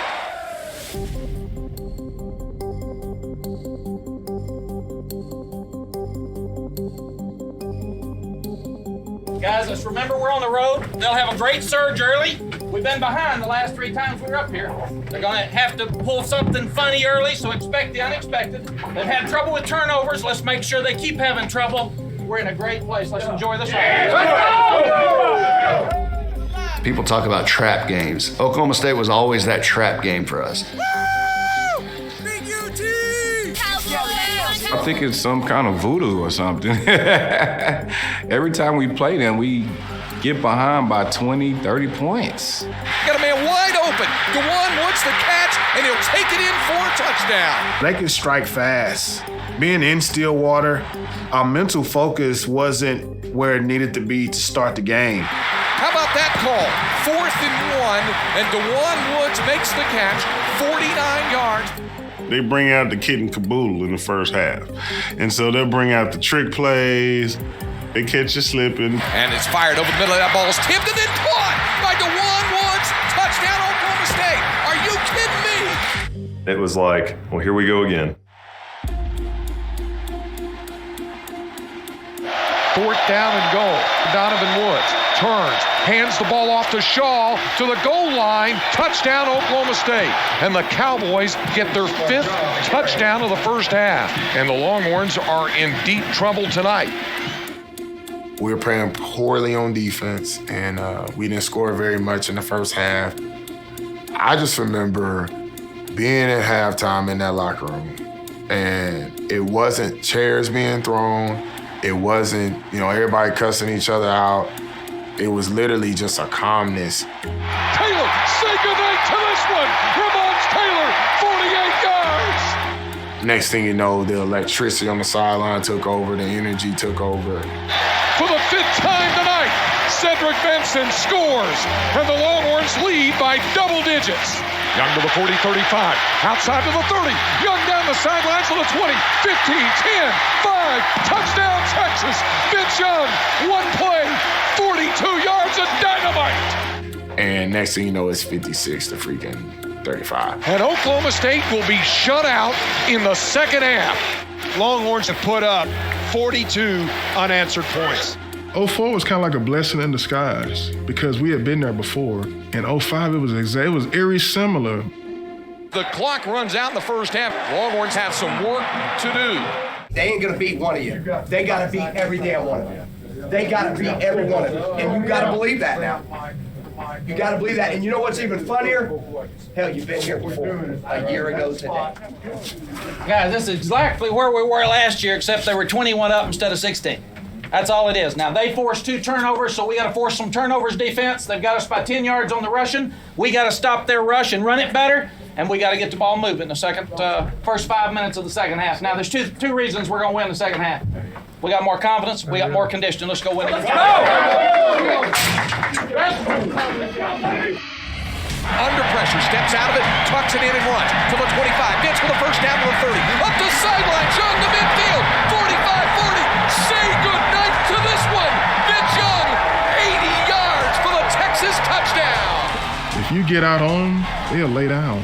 And that's exactly what they did. It's like when Vince pump faked and the guy jumped 20 feet in the air and he ran for 80 yards, they laid down. Vince, he never tightened up. He was loose the whole time, dancing, joking around. And we're looking at this guy like, man, are you serious? Like, everything's on the line, man. What's wrong with you? Like, but that's what drove us. On second down, zone read handoff, and it's a keeper. Here's Young to the 5, goal line, touchdown, Vince Young. Vince vibe is chill. It's laid back, cool. You can be down 50 points and he's still gonna be chill. He gonna tell you, baby, we got this, baby, we got this. Joking around at the same time, bro. We losing right now. Young looks over the middle. Touchdown! Texas has taken the lead. Neil Tweedy. You have to figure out a way to get this W. And if you have to put it on your shoulders to push everybody to get the gas started, figure it out. Our defense didn't let them score another point. That's when everybody woke up. We fight to the end, baby. That's how we do down here. No matter how we play, baby, bring it home. The W. Men, congratulations. These mean more probably than blowouts because it was a trap game, because we played 3 emotional games, and they played harder than we did the first half. Now, to win a championship, you got to win some ugly ones. You got to win some ugly ones, and what we did, we took their best shot, but we never, ever thought we were in trouble. And you're at the end now where you got to play every week. It's fun to be here, but it's damn hard to stay here.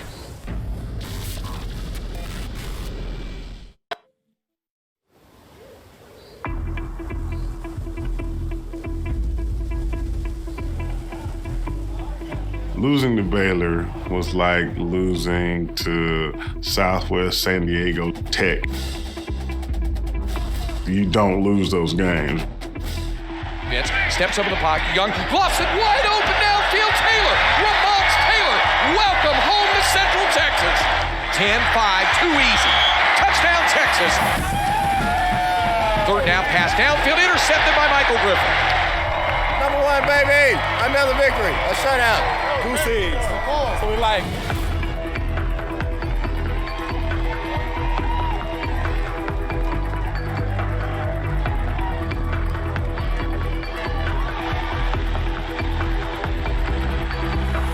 Vince going deep. He's looking downfield for Sweet. Limas times it, leaps it, and he catches it. Touchdown, Texas. Under pressure, Swanson wrapped up and dropped.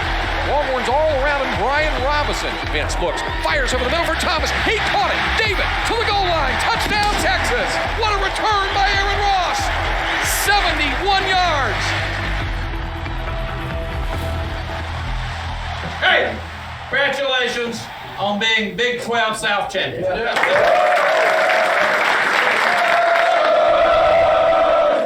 So here's what you did. You reached your first goal of getting on that yellow brick road to Houston. This team's very talented. This is a well-coached team, but this team's chemistry and its lack of selfishness, its love for each other, is why this is such a good football team.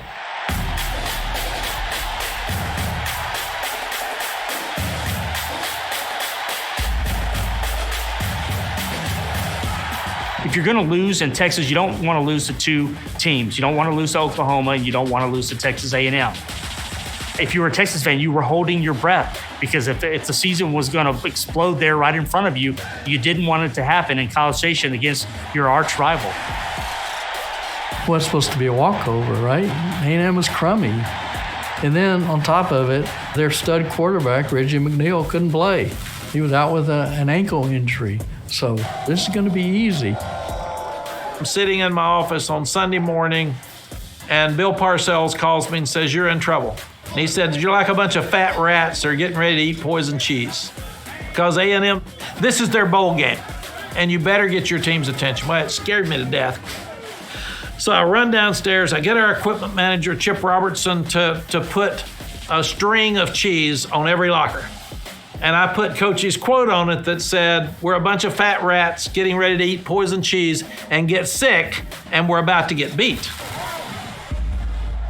You're playing A&M, it's going to be a dogfight. Especially with them being underdogs, they're going to play better than they played all year. And you know you're going to get their best outing. Last Saturday night when Reggie Bush went for 513 yards, I had as a Heisman voter Vince Young listed as my number one. That made me think about it. This game here, I think, is going to answer a lot of questions about who's going to stand at that podium in New York in early December. Young out of the shotgun. Young looking downfield, and that is intercepted at the 50, 45, 40, and down to the 35-yard line. They want to go quick. Thrown all along. Caught at the 10. Touchdown! Jason Carter.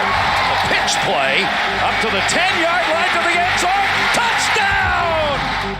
Coach Parcells was exactly right. We played awful the first half. Now we'll see what Texas does in responding. That'll move it into Aggie territory. Football! It is recovered by A&M. Unbelievable. It's Young back to back. Swings it out right side. Ahmad Hall wide open. Touchdown Texas. Texas has the lead, but by a lot less than what everybody around the nation thought it would be. They've outrushed us. They've had the ball 20 minutes to our 10. So they've stayed on the field too long, and we've had 2 turnovers to their 1. And we're ahead.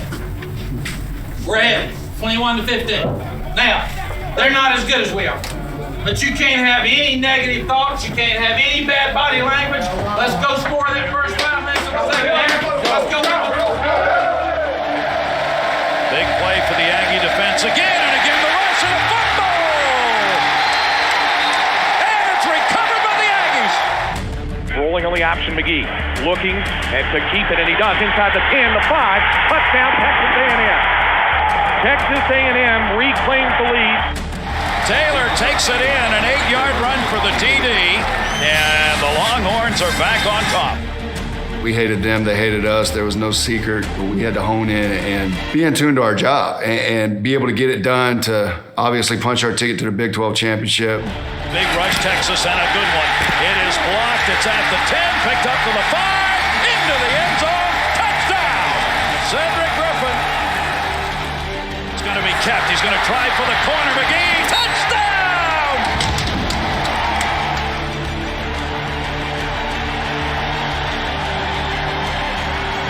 The handoff, no, he's got it. Looking to pass, gets hit, and fumble. An enormous turnover. The biggest play of the game to this point. 11-0, baby. Hey, we'll see y'all in Houston. See y'all in Houston.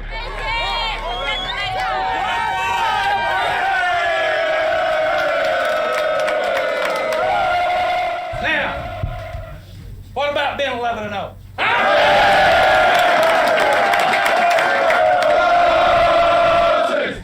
What we saw and heard yesterday and all year is what we felt in that fourth quarter today. That's right.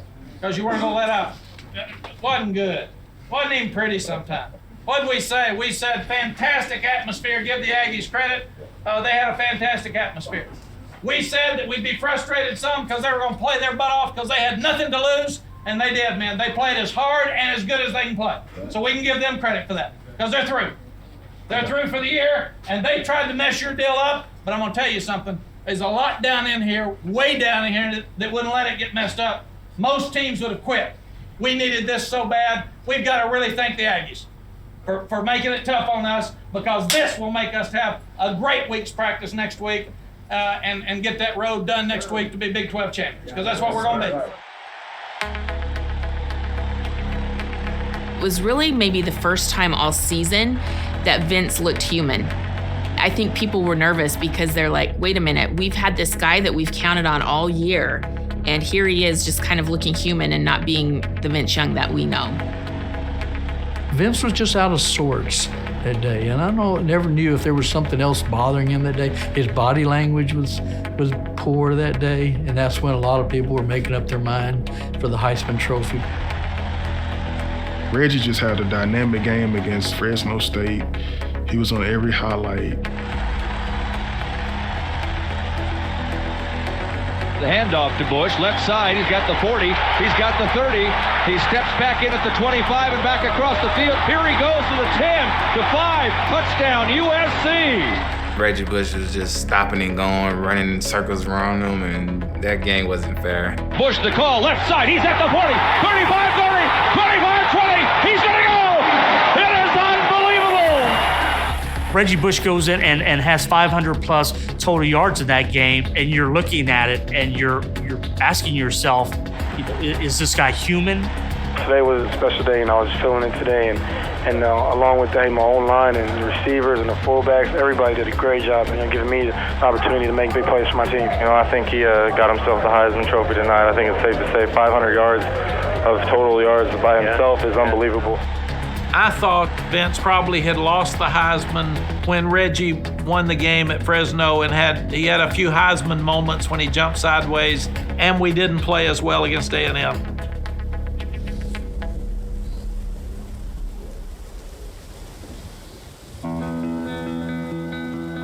Thank you, Brad. Do it again. Come on, Phillip. Good job, Richmond. There was a lot of pressure because it was Colorado, and everything went back to the 2001 game. And we told them, playing against Texas A&M in a game that we just played okay, it really set us up perfectly to be focused and ready to play Colorado in the championship game.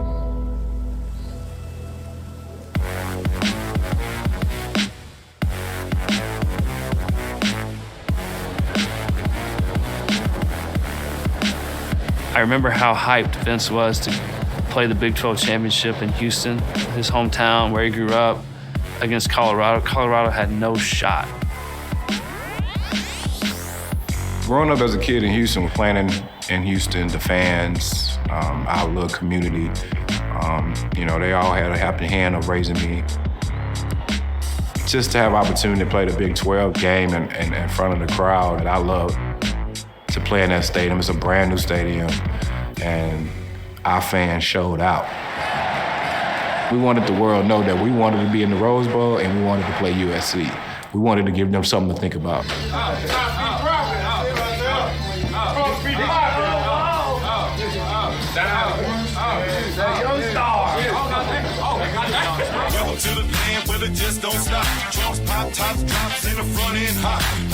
The fact that Houston musically was running made the players feel like they were running, right?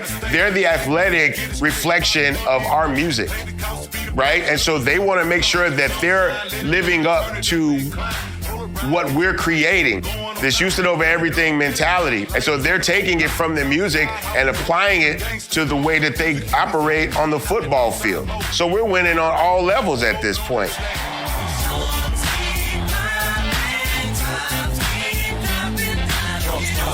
Colorado came to that game thinking they had a chance.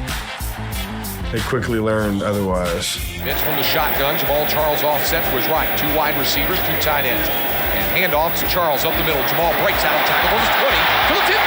Still on his feet, 10, 5, touchdown Texas. Going deep, got his man.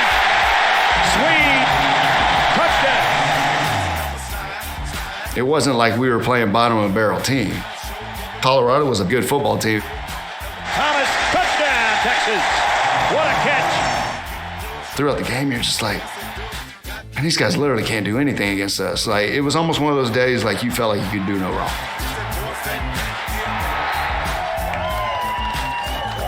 Hey, time to flip the switch. Great first half. Remember the second play at Kansas? What happens with people with pride is they're going to come out and play as hard as they can for at least 7 minutes and 50 seconds, 8 minutes, 12 minutes, see how you're going to respond because they think you're going to stand around. This team needs to be the best team in the country and play to a standard. It's back to nothing. We need to take that first one, have a great kickoff return, drive it down and score, defense go out, and let's hold them to 3. Let's go. Selwyn Young just walked in for the touchdown. Oh, he took too long. I remember losing an opportunity to play for a national championship in 2001. I wasn't going to take my foot off the gas. We had to keep going, man. We couldn't blow this thing.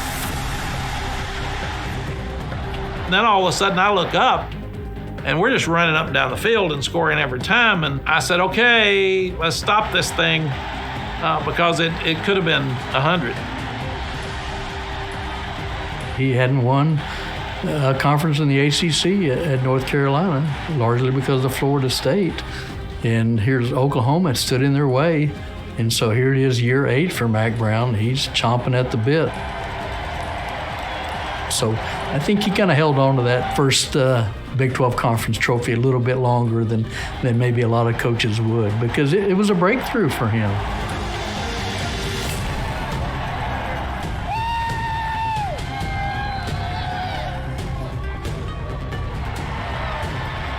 Immediately after being there at Reliant Stadium, rejoicing with all the fellas, got roses in our mouths, got Big 12 championship hats on. We wanted to put something on film that, okay, when USC watches this film, they're gonna know, like, we're here to play. We don't want USC to see us vulnerable in any way, so we wanted to make a statement. And then there will be very few champions today, about 3 or 4, and you're one of them. And we're looking forward to going to Pasadena to play whoever's there. This is a lifetime experience. You got your goal, now we're gonna go get our dream. Matthew McConaughey came up with a slogan at the first of the year: win the conference championship and that'll be your goal. Win the national championship and that's your dream. So as soon as we won the conference championship game versus Colorado, it's time, first time in 35 years, to take that aim and win that national championship and live the dream. They probably would have wanted to play USC on the next Tuesday. That's how fired up they were, and it really boosted their confidence, at least before the Heisman Trophy ceremony a week later. Here's Matt Leinart again, trying to become the first back-to-back Heisman winner since Archie Griffin. And there's Reggie Bush. And I think a lot of people thought that he was the favorite. Vince wanted to win the Heisman so bad for his team. And he told all the guys all year, anytime Heisman came up, I'm going to win that for you guys.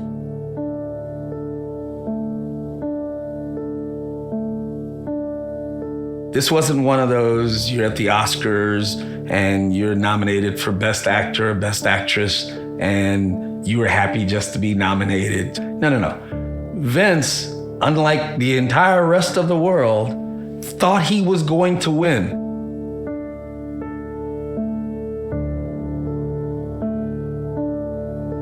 The devastation for guys who don't win it when they thought they might, when they thought they deserved it, was so real. You go into the game knowing it's going to be fuel for the guy that didn't win it. Not just for him, for his teammates. When their guy doesn't win the Heisman and the Heisman winner's on the other side of the field, wow, that is powerful stuff. Ladies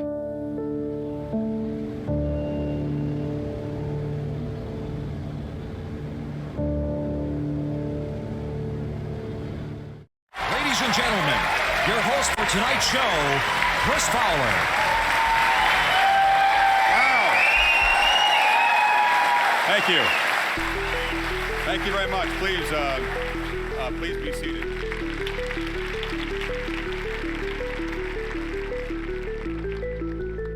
the winner of the 2005 Davey O'Brien National Quarterback Award, Vince Young, University of Texas.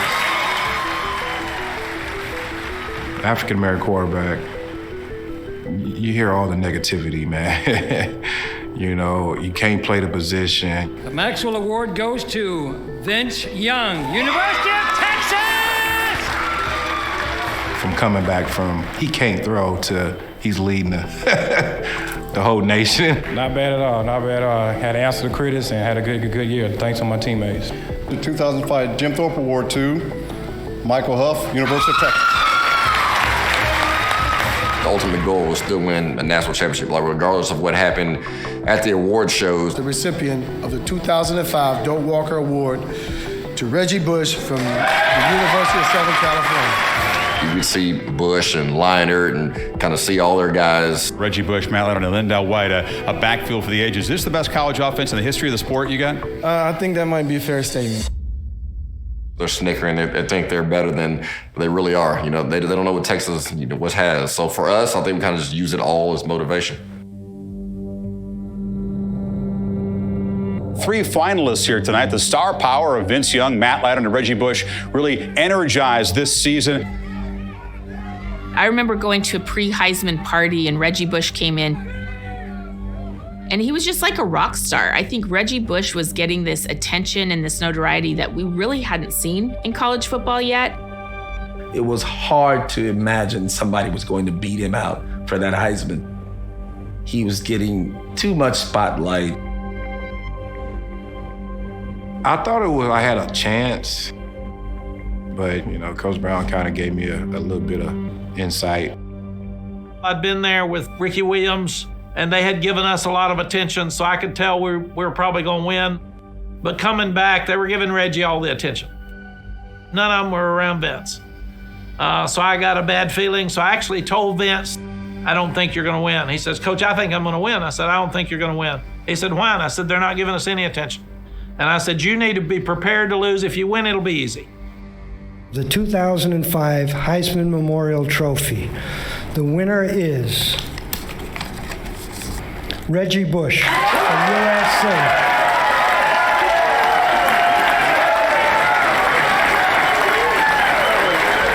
Reggie Bush received 784 first place votes. This was a Heisman landslide. When Chris Fowler said, in one of the biggest landslides in Heisman history, when he realized he got blown out in the Heisman, I think that really hit him. Go back and watch the video when they announced the Heisman Trophy winner.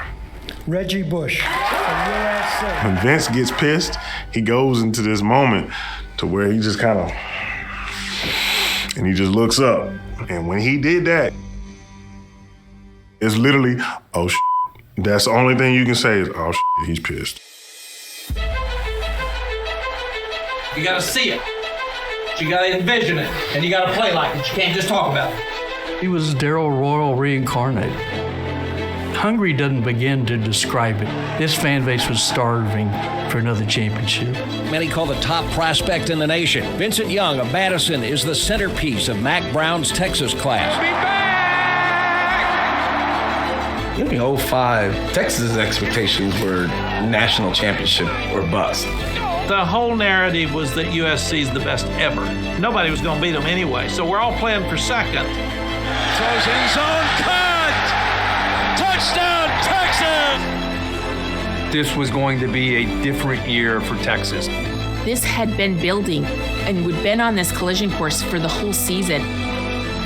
To cross that goal line at that moment, the whole entire season just flashed in front of you.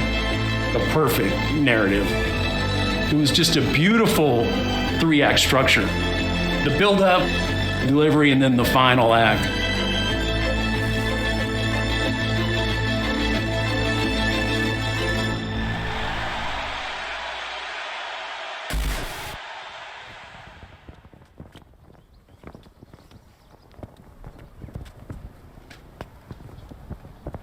Vince, unlike the entire rest of the world, thought he was going to win up until they announced that he didn't win.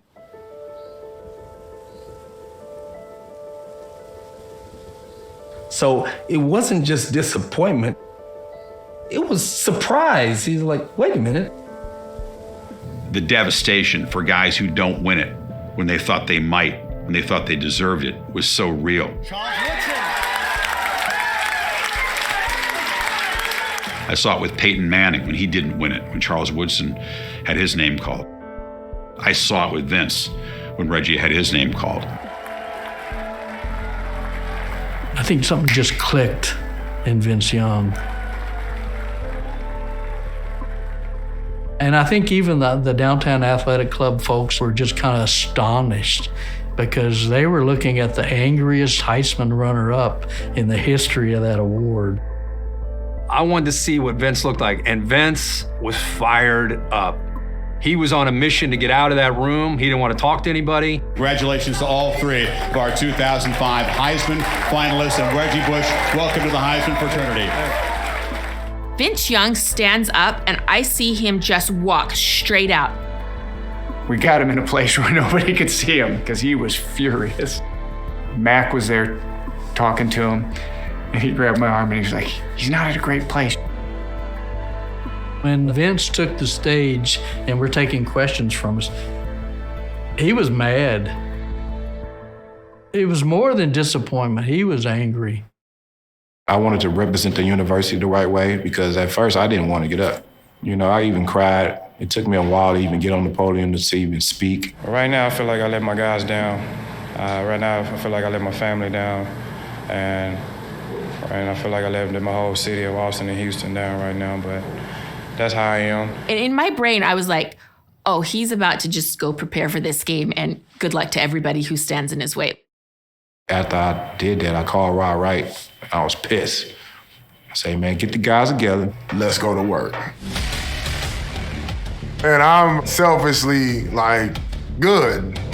You piss BY off, you're gonna get his best. When he came back, and he had that look on his face, like he was pissed off. We over there like, our prayers have been answered.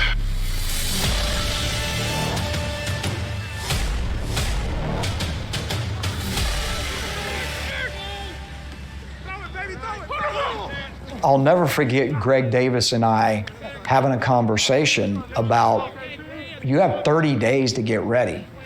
And what kind of new things are you going to install? And Greg looked at me and said, not really, hardly anything. And I felt like that was brilliant because you don't need to change a lot of things. Coverage. Will outside, what coverage? So the last morning before we broke for Christmas, Yeah, when Will's outside in a 4-2. I said, okay, Vince, it's 4th down to win the national championship against USC. You've been looking at film, you know our game plan, you know what they're going to be in that situation. What would your call be? Sam Pep with a 5. My quarterback sneak. You know, give me the ball, coach. I want to win. But he was like, well, let's call a pass play. It gives you a pass option to run and throw, which that's why coaches are coaches and that's why players are players. Menu 2. Menu 2.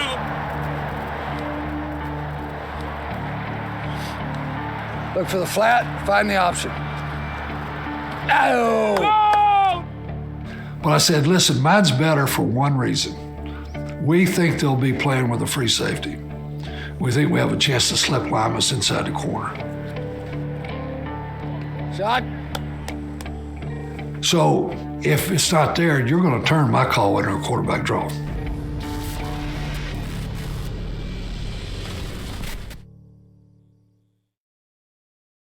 Ladies and gentlemen, let's hear it for the Texas Longhorns.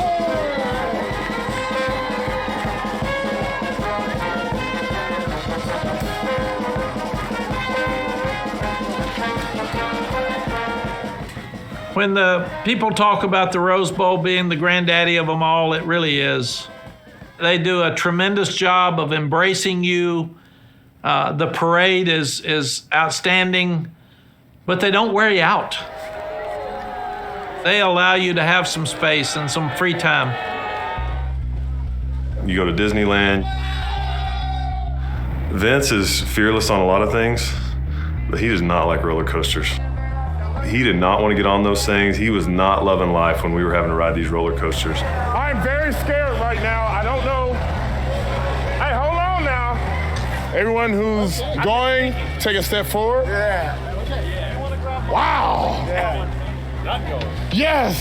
Let's go. Come on, Hub. Come on. Come on, Mike.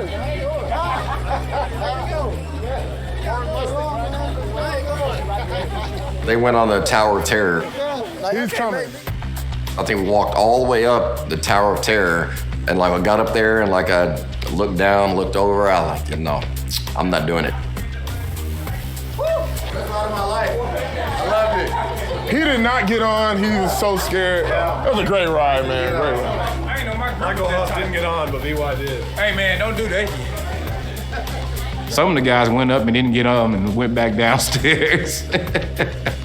But again, that just brought us together even more. Hey, let me get some of that. That's the lucky ball right now. We saw USC over there, and they were all they looked, a little nervous, a little tense. If you look at that picture and you think like, yeah, Pete Carroll runs the loosest, most fun-loving program in the history of college football, and you looked at that picture, you'd be like, wait, how does that work? Yeah, just to show you what type of team we are. We was being silly.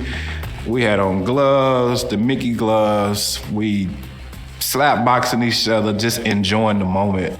I got a hard back. Wasn't even thinking about the game. Shoo-be-doo-be-doo-be-doo. January 3rd. We had a walkthrough, and then we'd go to the Rose Bowl and we'd take the team picture. And it was always, in front of the big iconic Rose Bowl sign. We had done it the year before. And we go and take our picture, and then McConaughey shows up. McConaughey shows up and starts singing some song that he invented when he was traveling through Spain. And I remember coming up with this ditty about, somebody don't think so, somebody knows so. Somebody don't think so, somebody knows so. Somebody don't think so. Somebody knows so. Somebody don't think so. Somebody knows so. Somebody don't think so. Somebody don't know. Talking to 18, 19, 20-year-old kids, and all of a sudden McConaughey rolls up, starts singing a song that he invented. Somebody don't think so. Somebody knows so. I mean, they must have been like, what the f*** is going on here? And by the way, McConaughey never skipped a beat. Like, he just thought that was totally normal. We were playing football games in my backyard days beforehand. Radio's on, Sports Center's on, checking out, listening to every bit of hype coming from every side. And again, 80% of it was all USC. 2 weeks from this Wednesday, the USC Trojans will go for an unprecedented third consecutive national championship. So we here at Sports Center want you, the viewer, to help determine the Trojans' place in history. One of our producers came up with the idea to send Mark May and Chris Fowler and I, hey, we're going to fly you guys to Los Angeles, and we're going to compare the 2005 USC team to the top teams in the history of college football. You sit there and you think about, why don't we see more offenses today like the Nebraska team of that year? And I just think defenses have changed. They're too athletic now to face that kind of option attack. I like USC to win that game. The analysts are expected to weigh in, and that's just the job. Like it or not, you are supposed to have an opinion, and it should be a strong one, and you should state it strongly. Their defense would allow them to be competitive, but their offense just doesn't have enough firepower to stay in this game with SC. To me, it's folly. How in the world can you have a conversation about whether or not this team is one of the great teams in the history of the sport when their season isn't done yet? USC versus Notre Dame from 1949, USC against Oklahoma in 1955, USC versus Genghis Khan, USC versus the bubonic plague. Trojans on three. 1, 2, 3. Trojans. Remarkably, USC ended up winning every time. Well, you guys think that this current bunch of Trojans that call this place home, that haven't yet won a national title, would beat every great team of the last half century we've talked about so far. Yeah. And the opinions were not popular in Austin. When I was at the press conference, I'll never forget, they said, "Coach, do you think this USC team could have beat the 1988 Notre Dame team?" And I said, "Hell yeah, that team's old, they're tired, some of them dead. So sure they could beat them." But the whole narrative was that USC is the best ever in college football. Yeah, I really appreciate you all. You've been really good to us. I won't need a pregame talk. To me, I feel like they just basically giving them the national championship, but we haven't played her down yet. Everyone's talking about this is USC's is making history, but we went on Wednesday. What did we do? I just remember in that moment, just like everyone in that room was like, they must don't know who we are. They must really don't know who we are. We're going to keep our mouths shut. We're going to brag on them as much as we could. Then after we won the game, we could do our talking. I think it's why they're so good is everywhere you look, they have a good matchup with people. Do you let Reggie beat you? Do you let Lindell hammer you? If you do, you'll never see the ball. That's how we decided to approach the game. Brag on them or say nothing. And be relaxed, have fun, and go win.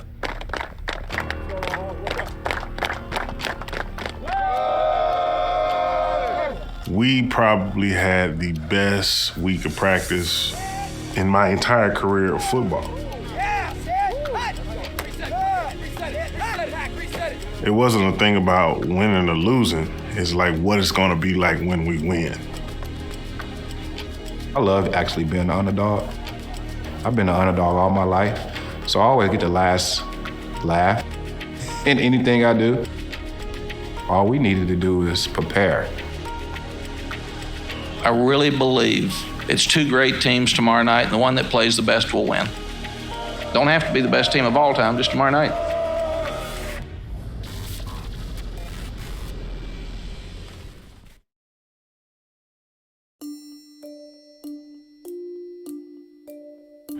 Night before the game, it was just crazy because we had to leave the hotel and go to another hotel. It was so packed. The fans took over the hotel we was at. The whole first floor was a bar. When you walked into the hotel, it was nothing but activity. So early in the week, people haven't come in yet, and it's gradually. But by 2 days out, it got pretty full to the point where it was, hard to get up through into meetings and things like that. I told the players, take your clothes to the walkthrough, and we'll explain later. We put them in a hotel where not even their parents knew where they were. I didn't know where we were going. It was deathly quiet. We were 20 minutes away from the stadium. The night before the game, I was excited, but my mind was really busy because I was trying to figure out what to tell them. I had to figure out how do I get them to relax, because if they're not excited and they're not on the edge, you got to stir them up and create an edge. If they're tense, you got to relax them and get them to play. I'm sitting and all the TV stuff is all USC, so I didn't want to watch that because we're in LA. And then I turned on Jerry Springer. I'd never seen Jerry Springer. And I said, this is the craziest thing I've ever seen in my life. So I walked down to the team meeting, and we're 4 hours before the game. And I said, I've been thinking a lot about how we're going to win this game. And I've come up with something that's going to help you win this game, but it's also going to help you for the rest of your life. And I said, how many of you have ever seen the show Jerry Springer? And it really bothered me. Every one of them threw their hands up. I thought, oh, really? And then I said, okay, I just watched an hour and a half of Jerry Springer. And the advice I'm going to give you is if your wife or your girlfriend ever asks you to go on Jerry Springer, don't go. Man, it's not good. And they just died laughing. And I said, yeah, we're going to enjoy this. And that was our pregame talk. The Rose Bowl Stadium is the greatest venue in sports. And it elevates whatever happens on that beautifully manicured grass field in the shadow of the San Gabriel Mountains, elevates it to another level. And here were Texas and USC, not a traditional Rose Bowl matchup, but all of that just made it feel fun. I mean, you felt like you were at Ali Frazier. You felt like you were at the closest thing college football could produce to being one of the great heavyweight collisions, really in the history of modern sports. I think the biggest storyline heading into that game was the star power. This is 1 versus 2. This collision course had been set for the whole season. And so I felt like there was a little bit of fate to it. There was this mystical, of course this is happening. As kickoff approached, you had the sense that every single person in that building was exactly where they wanted to be at that moment in time. There's no other place on earth anyone wanted to be but the Rose Bowl. And that's a special feeling. Of course, Matthew McConaughey, the team mascot, he's there. He's fired up and ready to go. Everywhere you looked, it was built up in hype. One other funny storyline was this whole controversy about there was going to be too many stars and celebrity requests for people to be on the sideline. Fonzie, Will Ferrell, Snoop Dogg, you name it. Everybody in the world wanted to be on that USC sideline, and they were very strict about it. Talking to the guys, I go, what's going on? What's the problem? Because a lot of people are griping that they can't get down here, and there's a bunch of celebrities on USC slide. So I did see Will Ferrell over, and they said some guy called it the Snoop Dogg rule. And they said there's a Snoop Dogg rule because Snoop asked for 20 sideline passes. I think he had 5 VIP passes that, were gold. And obviously Roger Clemens was coming in, Lance Armstrong, so we knew 2 were accounted for, and Matthew was going to find his way in. And they literally, if you didn't have a password, or if you were in the bench area, they were walkie-talking from the press box and booting people out. So it turns out Jordan's in one of the suites watching the game. The reality is Jordan loved VY.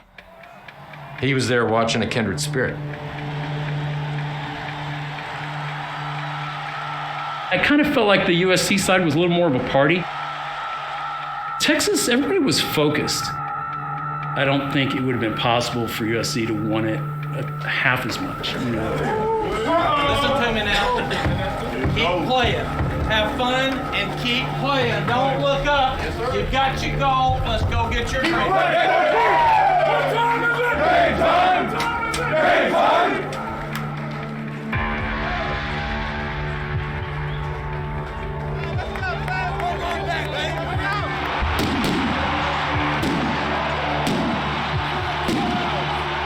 This football game has everything in it in the preamble. Can they live up to it, you think? Coach, what is the biggest barrier Texas must overcome tonight to beat USC?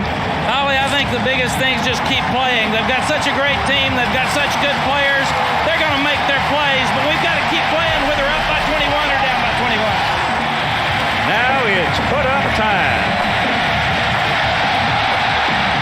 They kick it to him. 2 yards, 3 yards deep in the end zone. He's coming. He gets to the 10. He gets to the 12, and down he goes. I remember the first drive. We were on him. It is 3rd down and 7 now. Line it straight back. Pressure coming. Gets the pass away. Threw it, and the ball sailed over his head. We stop them. It's okay, we can stop them. We can stop this USC offense and then punt. Malone can just kill it sometimes. Sometimes he outkicks the coverage. Texas will get good field position out of this one. Fumble! Texas man let go. Trojans have it. The Trojans get the football. Aaron Ross fumbled the ball and they got it. They go over there on the sideline. I had to cuss them out. They're going to run it with White, and Lendale walks in. Coming to the sidelines after the series, and a lot of guys were gassed. And we knew at that point, okay, all the stuff they've been saying about these guys, it's true. And we got to do whatever we got to do to win this ball game. Young with it. Turns it back up into the middle and dives for the first down and did not get it. They had a defensive head coach. Their blitzes were all sound. They typically played zone behind their blitzes. Okay, you defeat the blitz, but you're not going to get the home run. You could hear the pops, and they weren't bee stings. They were penetrating, bone-jarring hits. And you're like, oh, this game's going to be fast and bloody. Texas got down early. They were down for a while and weren't answering USC offensively. And it kind of took them some time to get going. USC had that chance early on where you thought, okay, there's some opportunities there that they could, start to pull away or at least put some distance between them. And Reggie Bush had been such a phenomenal player all year. They drop it off. That little screen action set up for Bush. Oh, look out. You're chasing them, you're running, you're looking at them, and you're like, oh my gosh, this is what we've been seeing on tape all the time. When he takes off, you like, he's about to score. Ball fumble. Texas has got it. He's trying to lateral the ball is what he was doing, Keith. He saw a teammate out to the side and flipped the ball out there, and Texas has got it.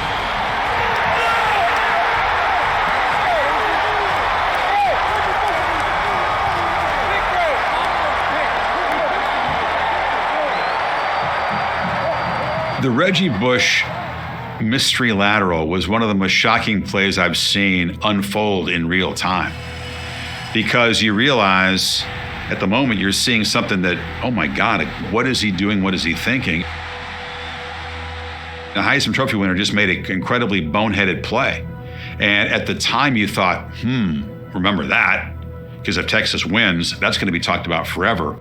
I make fun of Michael Griffin all the time because Michael Griffin missed the tackle on the open field. He could have stopped the play early, but if Griff would have made the tackle, then we wouldn't have got the ball back. So it's a good thing. That turnover changed the momentum back to us.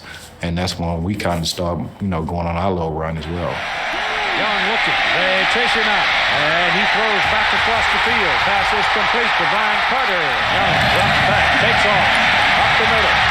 He's finally caught.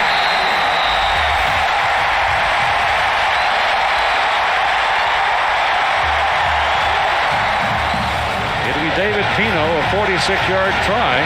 He's got enough leg on this one, and it's good. The interception by Griffin, I think, was a critical play that often gets overlooked. Line it back, lets it go, and it's in the corner, and it is intercepted or knocked away by Michael Griffin. He didn't pick it, I guess. Well, he caught it. I don't think he got his feet in bounds, though, Keith.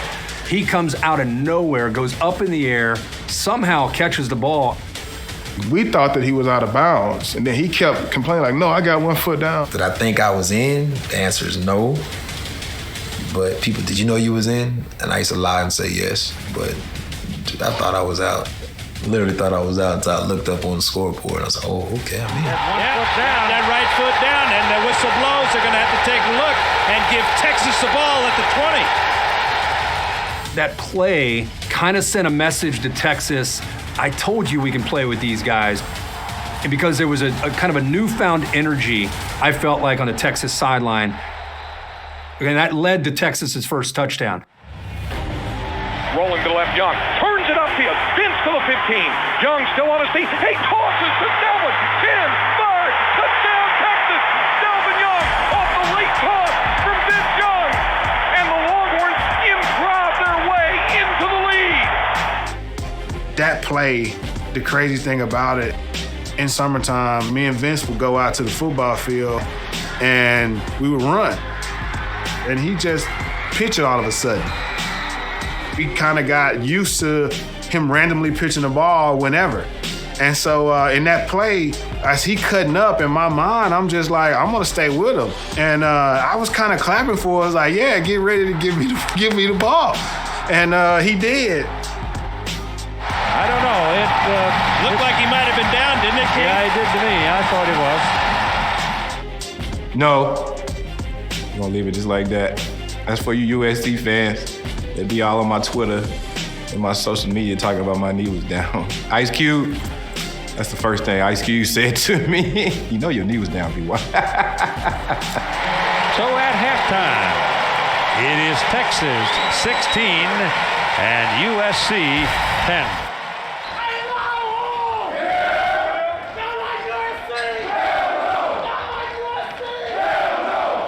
The way we play is not hype.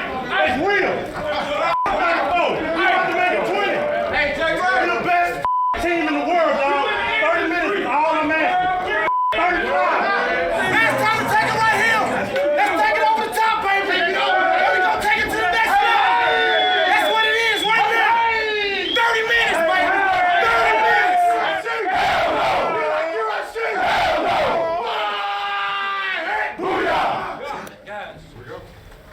How much fun is this? Now, all the talk's gone, all the stuff's gone. 30 minutes. Got 30 minutes for national championship.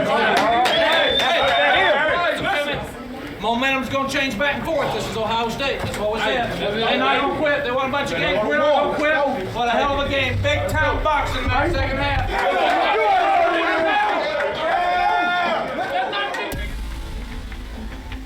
As the game went on, it became very clear in the second half, this was going to be which quarterback had the ball last kind of game. USC would score. White, and he runs it into the end zone. Touchdown. Texas would score. Reaches for it. Touchdown. 2 back-to-back touchdowns just like that quick. We was like, oh, man, we got ourselves a game. 4th down and 1 with White, the deep back.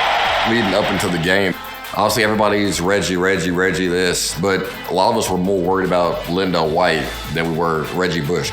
He wasn't like muscular. He was just a big guy. I mean, he was every bit of 250, and he was just hard to bring down. Goes to White, runs up the middle. That'll do it. Touchdown. USC took the approach that they were going to go a heavy dose of Lindell White throughout that game, and it started to take its toll. Big guy still in there. He gets it. That's how they were hurting Texas. That's how they were moving the ball. They were eating up the clock. Reggie Bush is the deep back. He gets it. Goes to the outside with it. Goes around the corner. Touchdown.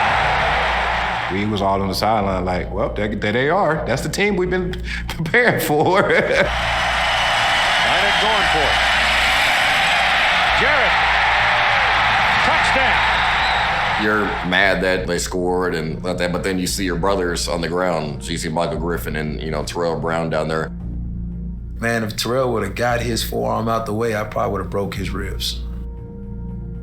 But I broke his forearm. And I remember I jacked my neck up. So I was out for the rest of the game. When you're writing a game story for a game of this magnitude, you have to have 2 stories going. You have to Texas wins lead, Texas loses lead. At that point, I was working on my Texas loses lead. I did not see any way that they could reasonably come back. That was the first point of the game. I was like, man, I cannot believe we're going to lose. 12-point lead at 6:42. The 34-game win string is still alive and looking pretty good right now. At that moment, it was like we still knew we had Vince Young on the other side of the ball. Vince is still heads nodding, looking off, horizon, big picture. Not even zeroing in on coaches, listening, seeing the future. He had such great anticipation. He already saw and fully believed that we were going to win. My mouth did not get dry at 6:42.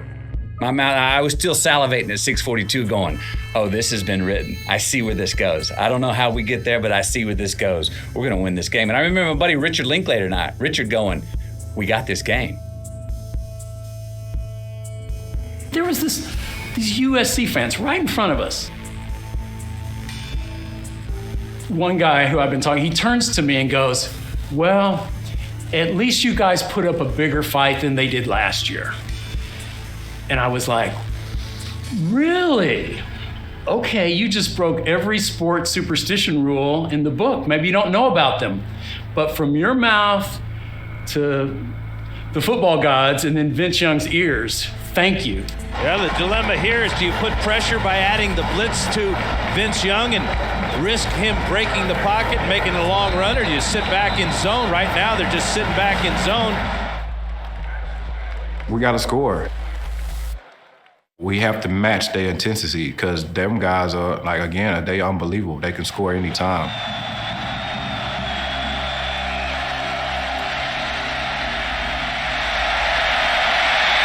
Young slips a little, coming back. There's daylight. Here he goes. Touchdown. There's only one person on the planet who could have done that. Never seen anybody like him in my life. I don't care. I'm about to run over these fools, and we're not losing the game. And all of a sudden, there's like, you know what? We're down 5. We can get a stop. You know, we still got a chance to win this. USC gets the ball for that possession, and the mission is clear. Bleed the clock out. Never let Vince Young touch the football. And as great as that offense was, and they've been moving the ball well, remember, you thought they could do it. Game's on the line right here as Lindale White is back into the ball game. Hard to go down. We took that as a challenge because we had to make a stop against one of the best offenses ever. Each time they snap the ball, time goes off that clock. Our whole college career has come down to one possession. I don't care how we do it. I don't care who it is. Do your job. Let's get a stop. 3rd and 7. They run it with Lindale White. Came up short of the first down. Now the decision for Carroll.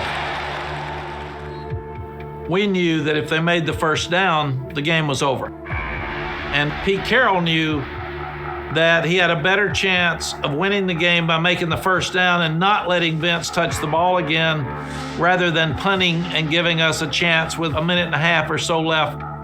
4th down, you need 6 feet to win a championship, to lock it up. And Reggie Bush isn't in the game.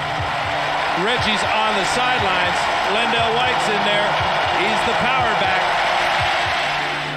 The USC 4th and 2, that ridiculous situation where they took their best player off the field, that 4th and 2, has to go down as the most incredible coaching decision, one of the most that we've seen, and it's inexcusable.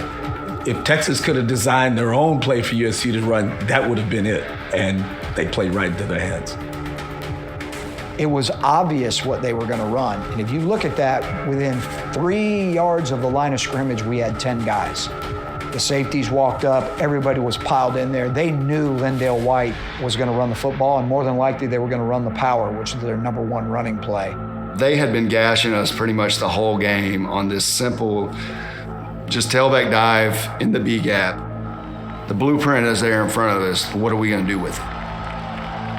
I said, put them all on the line of scrimmage. If they throw it and catch it, we'll congratulate them and tell them great game. But we got to stop them, and we hadn't stopped Lindale White on the power play all night. So if I'm Pete Carroll, I give it to Lindale White on the power play. I mean, that's it. He didn't get it. Defensive line got a great push. Everybody just did their job, which allowed me to kind of just shoot the gap. This is right down the line. Great penetration. Kelson in there, Huff in there, down below. And, we saw him spot the ball. Like we knew it was short. Texas is held, and the Longhorns take over. We did our job. We got Vince the ball back. He was going to do whatever it took, but Vince was going to win this game. G sat right next to me in the press box. When we made the stop, he jumped up, took his headsets off and flipped them on the desk, and he turned to the GA and he said, "Guys, we're fixing to win a national championship. Just watch." So obviously I hear that, but I'm thinking, there's a little work left to do here, G. The season yet lives. Can Vince Young do it again?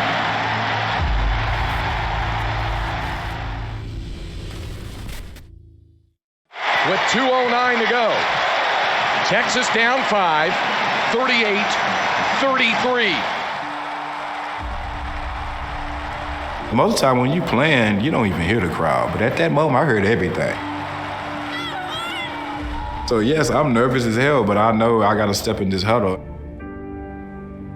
You always hear these old stories about how quarterbacks, they have such a confidence like this. They tell you exactly what's going to happen. I just step in this nonchalant like, let's go, let your nuts hang. He was the kind of quarterback, he would still be goofy in some of the most serious moments. But you still had confidence that he was still locked in. You know, some people goof off and he's like, man, you're not focused. He can say something like, all right, now, man, let's go let her nuts hang. And you'd be like, did you just really say that? Well, I'm glad I wasn't in that huddle because he would have had to rephrase that for me. And so then we break the huddle, we get up the line, and we kind of started slow. Ritz throws to the left, ball caught by Taylor, and then Vermont's dragged down from behind a Wasp. They've got some pressure on Leon. He bounces the ball. You know, most 2-minute drives, you just got to get that first down, and then things start rolling. 3rd down and 12. Another blitz. Vince looks right, throws right. Ball caught at midfield by Cosby, and he leans 40, went out of bounds. And a late flag comes. Perhaps a face mask on the end of the play. Quan Cosby takes the pass near the Texas sideline, and he tries to make a move, and all of a sudden you have the defender grab his face mask. The 5-yard penalty results in a first down. Yep. You have the play that sort of extends the season, keeps things going. Shotgun snap back to Vince Young. Looks, fires to the right, caught by Carter at the 20, out of bounds, inside the 15-yard line. USC was blitzing corner, 2 corner blitzes. They were doing everything. Nothing was stopping or working against Vince Young. Gonna run it. Gets inside the 10 to the 9. 30 seconds, they've called timeout. Vince comes to the sideline. I said, look, here's a couple of calls. And Vince this is just him. He said, we've already talked about this. Menu 2. We had a play that we called that we talked about menu 2, so we talked about it before we left. 3rd down and 5 for Texas. He was like, well, let's call a pass play. It gives you a pass option to run and throw. Up to the Trojan defense now to preserve the streak. Incomplete. And it's down to 1 play on 4th down with 26 seconds remaining. In a huddle, we ran the same play. So when I hear the same thing, like, did you not just see the one we just did? We don't want to try something else, maybe? I said, look quick. If they're not there, your feet are your best asset, man. All the dreams, all the hopes for the national championship come down to this play.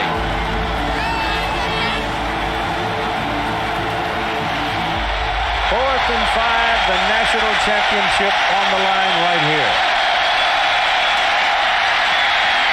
He's going for the corner. He's got it.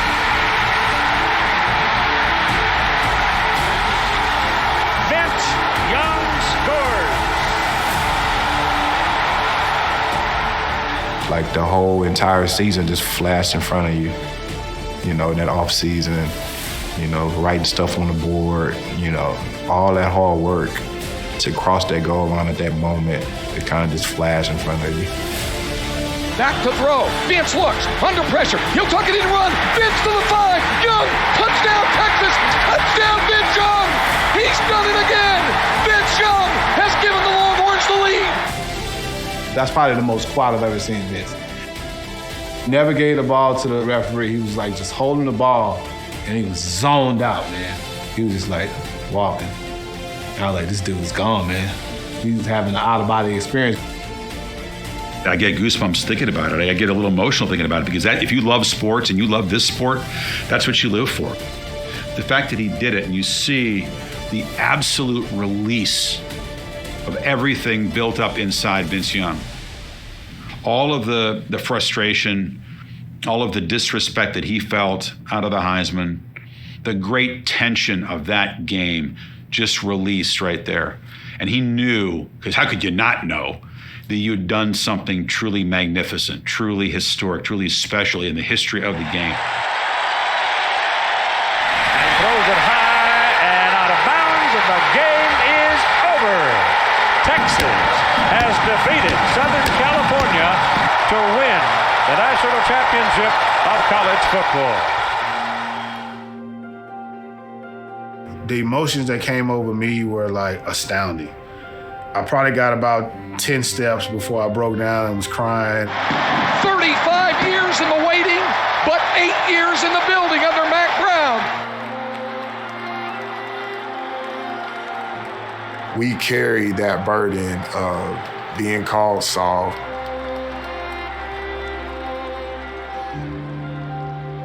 Texas can't win it. Hearing that our head coach couldn't win it. He's just a great recruiter. Kids hear that. So we wore that, and we wanted to knock that perception of the University of Texas. So I felt a weight lifted off my shoulders.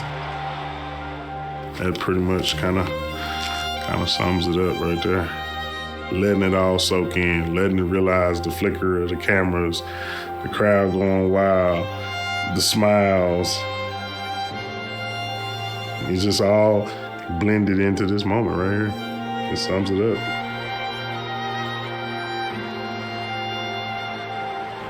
In some way, somehow, I saw my wife in the stand. I was blowing her kisses. A lot of people talking about, no, you was blowing that to your fan. I saw my lady right there. Vince comes sprinting down right to where the Texas fans are, and he jumps up right next to our set. And he's just yelling, "Who's the Heisman now? Who's the Heisman now?" Joy, pride, defiance, maybe a little anger, whatever. But it was interesting to see. I've never quite had another moment like that in a post-game celebration where one player came over there and sort of made the closing statement after they made the real closing statement on the field. We ran down on the field after the game, and I grabbed grass from the corner of that end zone that he ran into. I still have it, because Vince Young ran over that piece of grass. I mean, I don't know that I've ever done that for anything else. Congratulations to the national champion Texas Longhorn.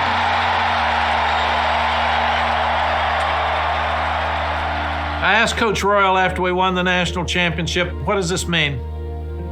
And he said, oh, Coach, it's a box you've checked off in your life that every coach and every player would like to check off.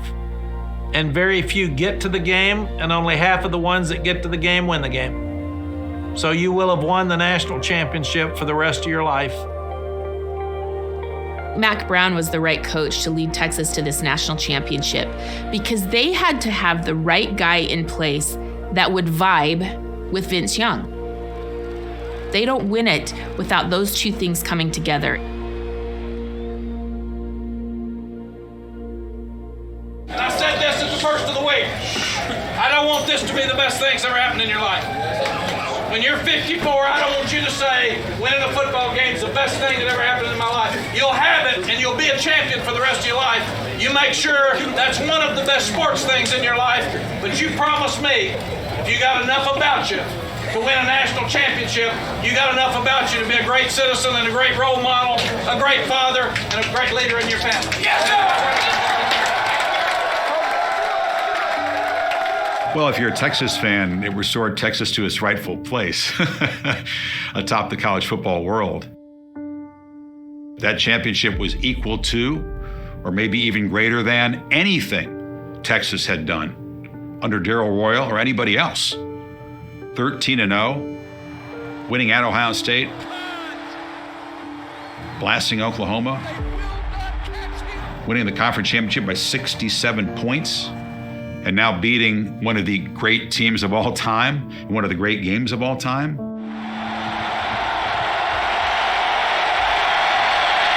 and 5, the national championship on the line right here.